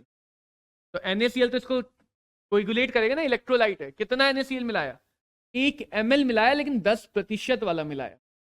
1 ml 10%, 110 का ध्यान रखना। तो 1 ml 10% NaCl आ रहा है इसको कोएगुलेट करने। इसको 1 ml NaCl आ रहा है 10% वाला, इसको कोएगुलेट करने। इसको कोएगुलेट करने आ रहा है गोल्ड के सोल्यूशन, 10 ml गोल्ड। और इसको प्रोटेक्ट करने के लिए, इसको प्रोटेक्ट करने के लिए कितने मिलीग्राम लायोफिलिक के चाहिए होंगे, कितने मिलीग्राम लायोफिलिक के चाहिए होंगे, उसी को कहा जाता है गोल्ड नंबर। यानी कि milligram of a lyophilic salt, milligram of lyophilic salt, milligram mass. which is sufficient to protect or prevent the coagulation of 10 ml of gold solution against 1 ml of 10% NaCl solution is called gold number. 10 ml gold को बचाना है, 1 ml 10% NaCl से बचाना, इतनी सी बात याद रखनी, इसको बोलते हैं गोल्ड नंबर. गोल्ड नंबर जितना ज्यादा होगा प्रोटेक्टिव पावर उतनी ही कम होगी. ज्यादा अमाउंट होगा, कम अमाउंट बढ़िया, कम अमाउंट यानी बढ़िया प्रोटेक्शन. आगे समझेंगे प्यूरिफिकेशन ऑफ कोलाइड. तो बच्चों कोलाइड को प्यूरिफाई करने की जरूरत क्यों पड़ती है? इसलिए पड़ती है क्योंकि जब हम कोलाइड का फॉर्मेशन करें, स्पेशली लायोफोबिक का, तो जिस इलेक्ट्रोलाइट की मदद से उनमें चार्ज आ रहे हैं वही बचे हुए इलेक्ट्रोलाइट इम्प्योरिटीज बन जाते हैं. यानी हमारे पास जो इम्प्योरिटीज है वो मेनली आयोनिक तरह की है. तो दो कॉमन मेथड होते हैं, एक होता है डायलिसिस, एक होता है इलेक्ट्रोडायलिसिस. दोनों के लिए हम एक ही जैसा काम करते हैं, इसलिए एक साथ समझ लेते हैं. यदि यहाँ इलेक्ट्रिक फील्ड हटा दूं, एक एसपीएम का बैग है, कोलाइडल पार्टिकल बड़े हैं तो वो एसपीएम के छोटे छोटे पोर से, छोटे छोटे होल से बाहर नहीं जा सकते. देखिए इम्प्योरिटीज ट्रू सोल्यूशन होती है, इम्प्योरिटीज ट्रू पार्टिकल होती है, तो जो क्रिस्टलॉइड इम्प्योरिटीज हैं वो सोल्यूशन से बाहर बह सकती है. एसपीएम बैग में कोलाइडल सोल्यूशन को रखा और यहां से वाटर या डिस्पर्जन मीडियम जो भी उसको फ्लो करवाया, तो डिस्पर्जन मीडियम के फ्लो के साथ इलेक्ट्रोलाइट बाहर निकल जाएगा, इलेक्ट्रोलाइट बाहर निकल जाएगा और कोलाइडल सोल्यूशन अंदर बचाया जाएगा. इसीलिए पीछे बोला था मैंने, यदि हम एक्सेसिव डायलिसिस कर दें, डायलिसिस को ज्यादा देर कंटिन्यू कर दें, तो वो चार्ज जो एडजॉर्ब हुआ है वो भी तो बाहर चला जाएगा, और वो बाहर चला गया तो कोलाइड कोएगुलेट कर जाएगा. इस वजह से डायलिसिस करते तो है, लेकिन उसकी एक लिमिटेशन है कि कितनी देर कर सकते हैं. और यदि मेरे पास डायलिसिस हो रहा है, तो क्योंकि डायलिसिस स्लो हो रहा है, आयोनिक इम्प्योरिटीज को फ्लो करने में ज्यादा टाइम लग रहा है, तो इलेक्ट्रिक फील्ड लगा के उसकी डायलिसिस को बढ़ा देते हैं, क्योंकि अब इलेक्ट्रिक फील्ड आयंस को ज्यादा तेजी से अपनी तरफ खींचेगी. तो डायलिसिस को अगर हम नॉर्मली कर रहे हैं तो उसे बोलते हैं डायलिसिस, इलेक्ट्रिक फील्ड लगा के करें तो उसे बोलते हैं इलेक्ट्रोडायलिसिस. अब इस चैप्टर सबसे आखिरी सेक्शन आता है जिसको थोड़ा सा अलग से पढ़ना है, इसे बोलते हैं इमल्शन. इमल्शन क्या होता है? जो हमने पहले भी समझा था, किसी लिक्विड डिस्पर्स्ड फेज का लिक्विड डिस्पर्जन मीडियम में ही कोलाइडल सॉल्यूशन, यानी लिक्विड इन लिक्विड कोलाइड्स को कहा जाता है इमल्शन. इसमें डिस्पर्जन फेज भी, डिस्पर्स्ड फेज भी लिक्विड, डिस्पर्जन मीडियम भी लिक्विड, जो आपस में इमिसिबल है. तो इसीलिए इमल्शन बहुत टाइम अनस्टेबल होता है, अलग हो जाएंगे अगर ज्यादा देर रखा गया. और दो टाइप के इमल्शन होते हैं, ऑयल इन वाटर, जहां पे ऑयल डिस्पर्स्ड फेज है, वाटर डिस्पर्जन मीडियम है, या वाटर इन ऑयल टाइप जहां पे वाटर डिस्पर्स्ड फेज है, डिस्पर्जन मीडियम ऑयल है. अब थोड़ा ध्यान से समझना, इनको पहचानेंगे कैसे. अगर मैं वाटर मिलाऊं, अगर मैं इन दोनों टाइप के इमल्शन में वाटर मिलाऊं, तो एक में जो मीडियम है, जो मेन पोर्शन है कोलाइड का, वो वाटर है, तो मिलाया हुआ वाटर जाके उसमें ऐड हो जाएगा, यानी हम इसको डाइल्यूट कर सकते हैं. वाटर मिला के डाइल्यूशन करना पॉसिबल है for oil in water type. लेकिन अगर मैंने वाटर इस वाले मिलाया तो वो डिस्पर्जन मीडियम ऑयल के साथ मिक्स नहीं होगा, मिक्स नहीं होगा तो वहां पे डाइल्यूशन करना पॉसिबल नहीं होगा, डाइल्यूशन करना पॉसिबल नहीं होगा. तो जैसे मिल्क है, मिल्क में देखा ना दूध वाले कैसे पानी मिला के उसे डाइल्यूट कर लेते हैं, तो मिल्क अगर डाइल्यूट करना पॉसिबल है तो मिल्क कैसा इमल्शन होगा? Oil in water type, oil in water type. लेकिन अगर तुम मार्केट से अमूल बटर लेके आओ, कोई सा भी बटर लेके आओ, तो उसको पानी मिला के डाइल्यूट नहीं कर सकते, क्योंकि वो कैसा है? Water in oil type. कैसा है? बटर ले आओ, घी ले आओ, ये सब वाटर इन ऑयल टाइप है. यहाँ पे डिस्पर्स्ड फेज वाटर है और जो मीडियम है, मेन मीडियम है, वो ऑयल है. तो अगर हम डाइल्यूट कर सकते हैं तो that is oil in water type, अगर डाइल्यूट नहीं कर सकते that is water in oil. Emulsion बनाने के लिए हम एक एजेंट भी यूज करते हैं जिसको बोलते हैं इमल्सिफाइंग एजेंट. तो क्या बोलते हैं? इमल्सिफायर या इमल्सिफाइंग एजेंट.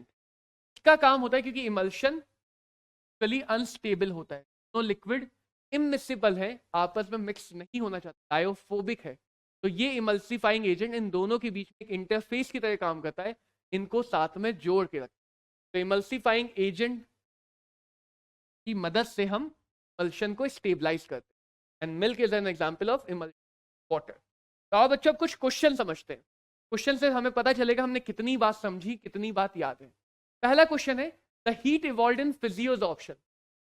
तो फिजिक्स ऑप्शन मुझे पता है कि वैन डर वाल्स फोर्स लगते हैं, जो वीक है तो ज्यादा एनर्जी नहीं होती। तो रेंज देख लो 20 to 40 वाली, याद है किलो जूल पर मोल, 20 से 40 फिजिक्स ऑप्शन, 80 से 240 केमीज ऑप्शन। फिजिक्स ऑप्शन की कितनी हो जाएगी, ऑप्शन ए 20 से 40। चीजें समझ में आ गई तो बहुत आसान क्वेश्चन है। Physical adsorption is appreciable it higher temperature lower room temperature 100, तो लोअर टेम्परेचर हो जाएगा क्योंकि टेम्परेचर बढ़ाने से काइनेटिक एनर्जी बढ़ेगी, और काइनेटिक एनर्जी अगर बढ़ गई तो तुम्हें पता है बच्चों की जो पार्टिकल है वो सरफेस को छोड़ के चला जाएगा, फिजिकल बॉन्ड ब्रेक कर जाएगा, इसलिए लो टेम्परेचर पे फिजिक्स ऑप्शन ज्यादा बेटर होता है। विच one of the following is not a correct statement, तो ऐसे क्वेश्चन में सारे स्टेटमेंट पढ़ने। Physical absorption is reversible in nature, correct, कि बॉन्ड वीक है तो आसानी से टूट सकता है, आसानी से बन सकता है। Physical absorption involves van der Waals force, correct. Rate of physical absorption increase with increase of pressure on the absorbate, तो ये भी करेक्ट है। क्यों, क्योंकि फिजिकल एब्जॉर्प्शन हमने फ्रेंडलिश आइसोथर्म पढ़ा था, ज्यादा प्रेशर लगाओगे तो गैसेस ज्यादा आसानी से एब्जॉर्ब होंगी, ये भी करेक्ट है। High activation in energy is involve for physical absorption, ये वाला इनकरेक्ट है, क्योंकि फिजिकल बॉन्ड बनाने के लिए एक्टिवेशन एनर्जी हमें कब चाहिए, जब हमें केमिकल बॉन्ड बनाने। डी ऑप्शन हमारा करेक्ट आंसर होगा कि इनकरेक्ट स्टेट। अगला देखिए, adsorption is accompanied by decrease in entropy, decrease in enthalpy, T delta S for the processes. तो हमने समझा था मैकेनिज्म में एडिजॉर्प्शन के लिए डेल्टा एच, डेल्टा एस और डेल्टा जी, ये तीनों के तीनों निगेटिव होते हैं, यानी कि ये भी सही है, ये भी सही है और ये भी सही है। आंसर क्या हो जाएगा, ऑल। बहुत आसान से question. Which of the following statement is correct, यहां भी सारे पढ़ने। पहला क्या है, catalyst accelerates the rate of chemical reaction, catalyst accelerate भी करता है, डीसेलरेट करता है, यानी ये करेक्ट है। A catalyst can retard the rate of reaction, ये भी करेक्ट है। A catalyst can control the speed of reaction, ये भी करेक्ट है। A catalyst does not alters the speed, catalyst का तो काम ही है भैया स्पीड को बढ़ाना या घटाना, अगर स्पीड को कंट्रोल ही नहीं करा तो कैटलिस्ट किस बात का। कौन सा आंसर सही हो जाएगा, आंसर डी सही हो जाएगा। Which one is a natural colloid, natural मतलब जो हमें प्राकृतिक रूप से मिल जाए एनवायरमेंट में। तो NaCl बनाएंगे, RCONA बनाएंगे, शुगर हम बनाते हैं, ब्लड हमें अपने आप मिलता है, खून तो रहता ही ना शरीर में, ब्लड कैसा हो गया, नेचुरल कोलाइड, ये आंसर हो गया। Fog is a colloidal solution of, fog का मैंने एग्जांपल पहले ही बोला था, याद रखना है। इस क्वेश्चन का आंसर तुम लोग खुद बताओगे कमेंट में। Fog is a colloidal solution of, कोई भी चीटिंग नहीं होगी, कोई भी चीटिंग नहीं होगी, एग्जाम की तरह चीटिंग नहीं करनी है। Fog is a colloidal solution of. Brownian motion shown by colloidal particle is it's property, तो ब्राउनियन मोशन में क्या होता है, पार्टिकल रैंडमली मूव कर, मोशन क्या है, काइनेटिक प्रॉपर्टी, काइनेटिक, ऑप्टिकल नहीं, इलेक्ट्रिकल नहीं, केमिकल नहीं, kinetic property. The coagulating power of electrolytes having ions Na+, Al3+, and Bat+ for arsenic sulfide, इस पे ध्यान दो। सल्फाइड बताया था नेगेटिव सॉल्व बनाते हैं, तो अगर नेगेटिव सॉल्व है तो कोएगुलेटिंग के लिए कैटायनिक चार्ज ज्यादा होना चाहिए, किस पे ज्यादा है, Al3+ का। तो इंक्रीजेज इन द ऑर्डर, सबसे कम होगा Na+, उससे ज्यादा होगा Ba2+, उससे ज्यादा होगा Al3+।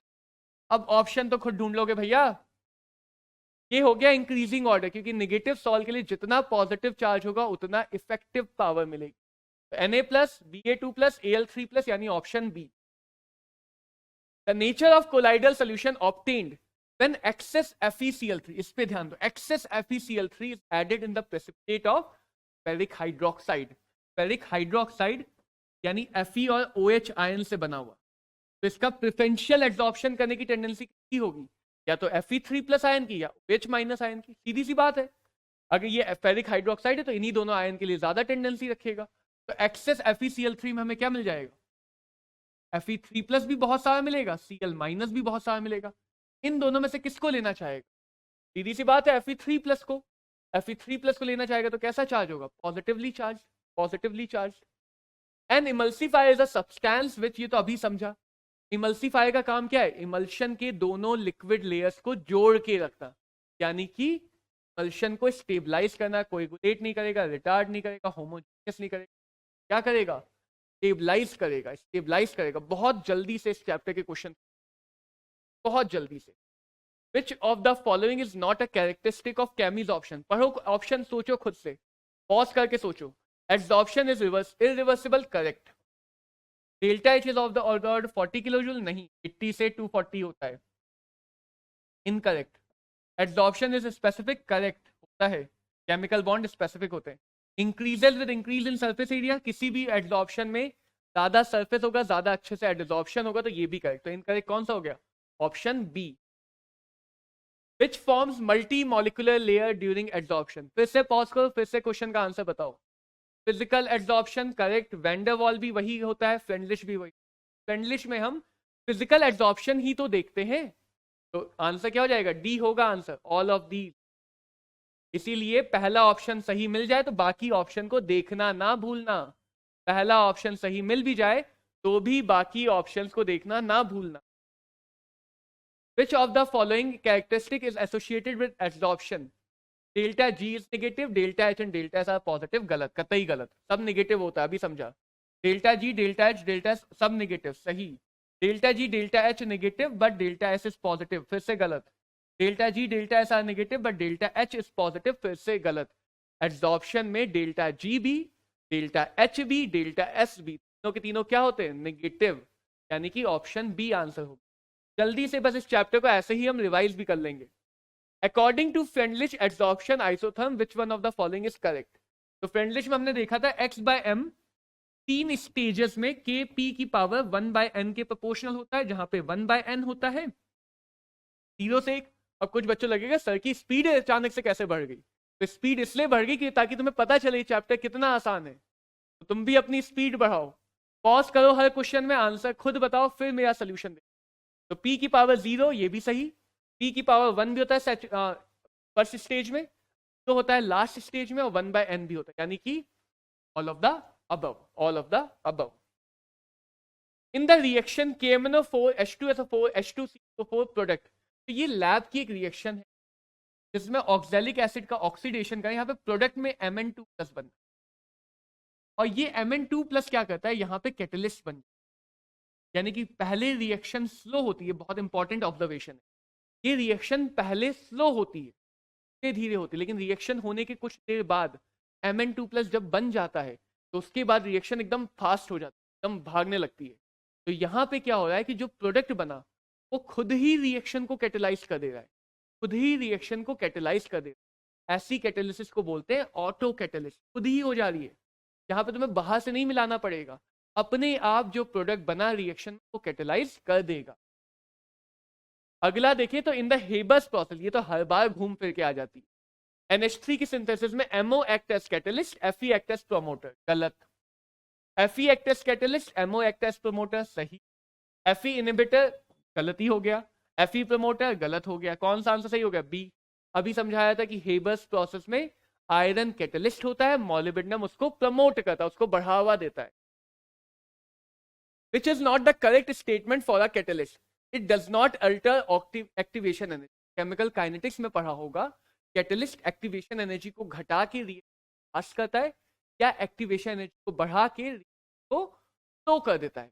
यानी कि कैटलिस्ट जो ऑल्टर कर रहा है वो इसी की मदद से कर रहा है, इसी की मदद से कर रहा है. ये तो गलत हो गया. It provides an alternative mechanism with a lower energy of activation. Correct. Energy को घटाएगा तो पाथ ऑफ द रिएक्शन भी बदल जाएगा. तो एक्टिवेशन एनर्जी घटा के या बढ़ा के वो एक अलग पाथ दे रहा है. कैटलिस्ट में फॉर्म इंटरमीडिएट, बना सकता है, रिएक्शन में पार्ट लेता है कैटलिस्ट, रिएक्शन के एंड में वापस बन जाता है, लेकिन कैटलिस्ट रिएक्शन के में पार्ट लेके इंटरमीडिएट बना सकता है. Action of enzyme catalyst is always specific. बताया था enzymes are highly specific. Catalyst की हर प्रॉपर्टी एंजाइम में बढ़ चढ़ के मिले, यानी कि enzymes are highly specific. Correct कौन सा हो गया? Option A. आगे बढ़ते हैं. Which one of the following statement is not correct? The value of equilibrium constant is changed in the presence of a catalyst in the reaction at equilibrium. तो catalyst सिर्फ और सिर्फ रिएक्शन का रास्ता बदल रहा है, शुरुआत और अंतिम समय में मिलने वाली चीजों पे बदलाव नहीं कर रहा है. यानी equilibrium constant, enthalpy, delta G, internal energy, जितने भी स्टेट फंक्शन है उनको कैटलिस्ट नहीं बदलता है. कैटलिस्ट सिर्फ और सिर्फ रास्ता बदलता है. सब बातें केमिकल काइनेटिक्स की है, यानी ये इनकरेक्ट हो गया. Enzyme catalyse mainly biochemical process, सही, एंजाइम की डेफिनेशन ही है वो कैटेलिस्ट जो बायोकेमिकल रिएक्शन कैटेलाइज। को enzyme increases the catalytic activity of enzyme, तो जिसको हम प्रमोटर कहते हैं एंजाइम कैटेलिसिस में उसी को को एंजाइम कहते हैं। तो को एंजाइम का काम है एंजाइम को प्रमोट करना, यानी कि वो एंजाइम की एक्टिविटी को बढ़ाते हैं। B correct. Catalyst does not initiate any reaction, तो कैटेलिस्ट रिएक्शन को बढ़ा सकता है, फास्ट कर सकता है, तो कर सकता है, लेकिन स्टार्ट या स्टॉप नहीं करता। यानी कोई भी ऐसी रिएक्शन नहीं जो कैटेलिस्ट के साथ हो जाए, ऐसे नहीं होगी। वो सिर्फ फास्ट या स्लो करने का काम करता है, स्पीड बढ़ाना या घटाना। ये भी करेक्ट हो गया। इनकरेक्ट कौन सा है? Option A, option A. अगला देखिए, colloidal solution of silver can be prepared by, तो ये तो रट लो, समझ लो, याद कर लो, जो करना है कर लो, कि जितने भी नोबल मेटल है, गोल्ड, सिल्वर, प्लैटिनम, इनका कोलाइडल सोल्यूशन बनता है ब्रिडिक आर्क मेथड। ब्रिडिक आर्क ढूंढो, टिक करो, आगे बढ़ो। When freshly precipitated ferric hydroxide is boiled with water in the presence of few drops of dilute HCl, a hydrated ferric hydroxide sol is obtained. This method is termed, तो ये definition ही है peptization. एक fresh precipitate को वापस से colloidal solution बनाना ही क्या होता है? पेप्टाइजेशन। तो ऑप्शन बी सही हो गया। ये प्यूरिफिकेशन मेथड है, फिल्टर करना। डायलिसिस प्यूरिफिकेशन मेथड है, डिस्पर्जन भी यहाँ पे कैटलिस्ट को डिस्पर्स करता है। फेरिक हाइड्रोक्साइड जिसपे फेरिक आयन है, यानी कैसा सॉल्व हुआ? पॉजिटिव। कैसा हुआ? पॉजिटिव। इसका कोएगुलेशन किससे होगा? नेगेटिव से। सबसे ज्यादा नेगेटिव ढूंढ लो, हार्डी-शुल्ज रूल का, मिल गया। ऑप्शन डी, सबसे ज्यादा नेगेटिव सबसे आसानी से कोएगुलेट करेगा, तो can be easily coagulated by the ferrocyanide ion, जिसपे नेगेटिव चार्ज सबसे ज्यादा है। अगला देखो, the charge of arsenic sulphide sol is due to, तो अगर नहीं भी याद है तो आर्सेनिक सल्फाइड या तो आर्सेनिक को एब्जॉर्ब करने की प्रेफरेंशियल दिखाएगा या सल्फर को। क्या ऑप्शन में आर्सेनिक दिख रहा है? यानी कि सल्फर। ऑप्शन डी सही। जो भी सॉल है वो उन्हीं कैटायन एनायन को एब्जॉर्ब करने की प्रेफरेंशियल दिखाता है जिनके पास वो ऑलरेडी प्रेजेंट है, वो ऑलरेडी प्रेजेंट है। अगला देखें, इन इलेक्ट्रोफोरेसिस, तो इलेक्ट्रोफोरेसिस में क्या होता है? फोरेसिस में सॉल के पार्टिकल मूव करते हैं, डायलिसिस में इंप्योरिटी मूव करती है, ऑस्मोसिस में सॉल्वेंट यानी मीडियम के पार्टिकल मूव। ये याद रखो, फोरेसिस में सॉल के पार्टिकल, डायलिसिस में इंप्योरिटी, और इलेक्ट्रो ऑस्मोसिस में डिस्पर्जन मीडियम। यानी यहाँ पे क्या होगा? सॉल पार्टिकल या मीडियम, सॉल पार्टिकल मूव करेगा अपोजिट। इलेक्ट्रो ऑस्मोसिस होता तो मीडियम मूव कर, इलेक्ट्रो ऑस्मोसिस होता तो मीडियम मूव कर। अगला देखो, मूवमेंट ऑफ डिस्पर्जन मीडियम। लो अगला क्वेश्चन वही आ गया, डिस्पर्जन मीडियम की मूवमेंट होनी है इलेक्ट्रिक फील्ड में। फटाफट बताओ, फटाफट। Correct, electro osmosis, electro osmosis. The movement of colloidal particles toward the oppositely charge electrode in passing electric current, इसको क्या बोलते हैं? कैटेफोरेसिस भी बच्चों इसका दूसरा नाम है। कि कैथोड एनोड से लिया गया, तो इलेक्ट्रोफोरेसिस का ही दूसरा नाम होता है कैटेफोरेसिस। देखो यहाँ पे एक नई बात पता चल गई कि इलेक्ट्रोफोरेसिस का ही दूसरा नाम होता है कैटेफोरेसिस, यानी कि ऑप्शन बी सही हो जाए। Micelles have higher colligative property, lower colligative property, same colligative property. तो मिशेल में क्या हो रहा है कि जो ट्रू सोल्यूशन है वो पार्टिकल जुड़ रहे हैं, और पढ़ा होगा ना कि colligative properties number of particle पर डिपेंड करती है। तो पार्टिकल अगर जुड़ गए तो कॉलिगेटिव प्रॉपर्टी कम हो जाएंगी, क्योंकि पार्टिकल कम हो जाएंगी, यानी पर कॉलिगेटिव प्रॉपर्टी। तो इसी के साथ बच्चों इस चैप्टर को खत्म करते हैं, और तुम्हारे लिए भी चैप्टर यहीं पे खत्म हो जाना चाहिए। ये नहीं कि अब इस चैप्टर को दोबारा पढ़ना पड़े, इस लेक्चर को एक बार देखो और इस चैप्टर को अब सीधे एग्जाम में लिख के आ जाना। तो मिलते हैं बच्चों फिर कभी किसी अगले लेक्चर में, तब तक के लिए पढ़ते रहो and all the very best. Exam में बिल्कुल फोड़ के आना, नंबर अपने आप बारिश करके नीचे आ जाए, इतने अच्छे से लिख के आना कि नंबर देने से कोई रोक ही ना पाए। तो ऑल द वेरी बेस्ट बच्चों।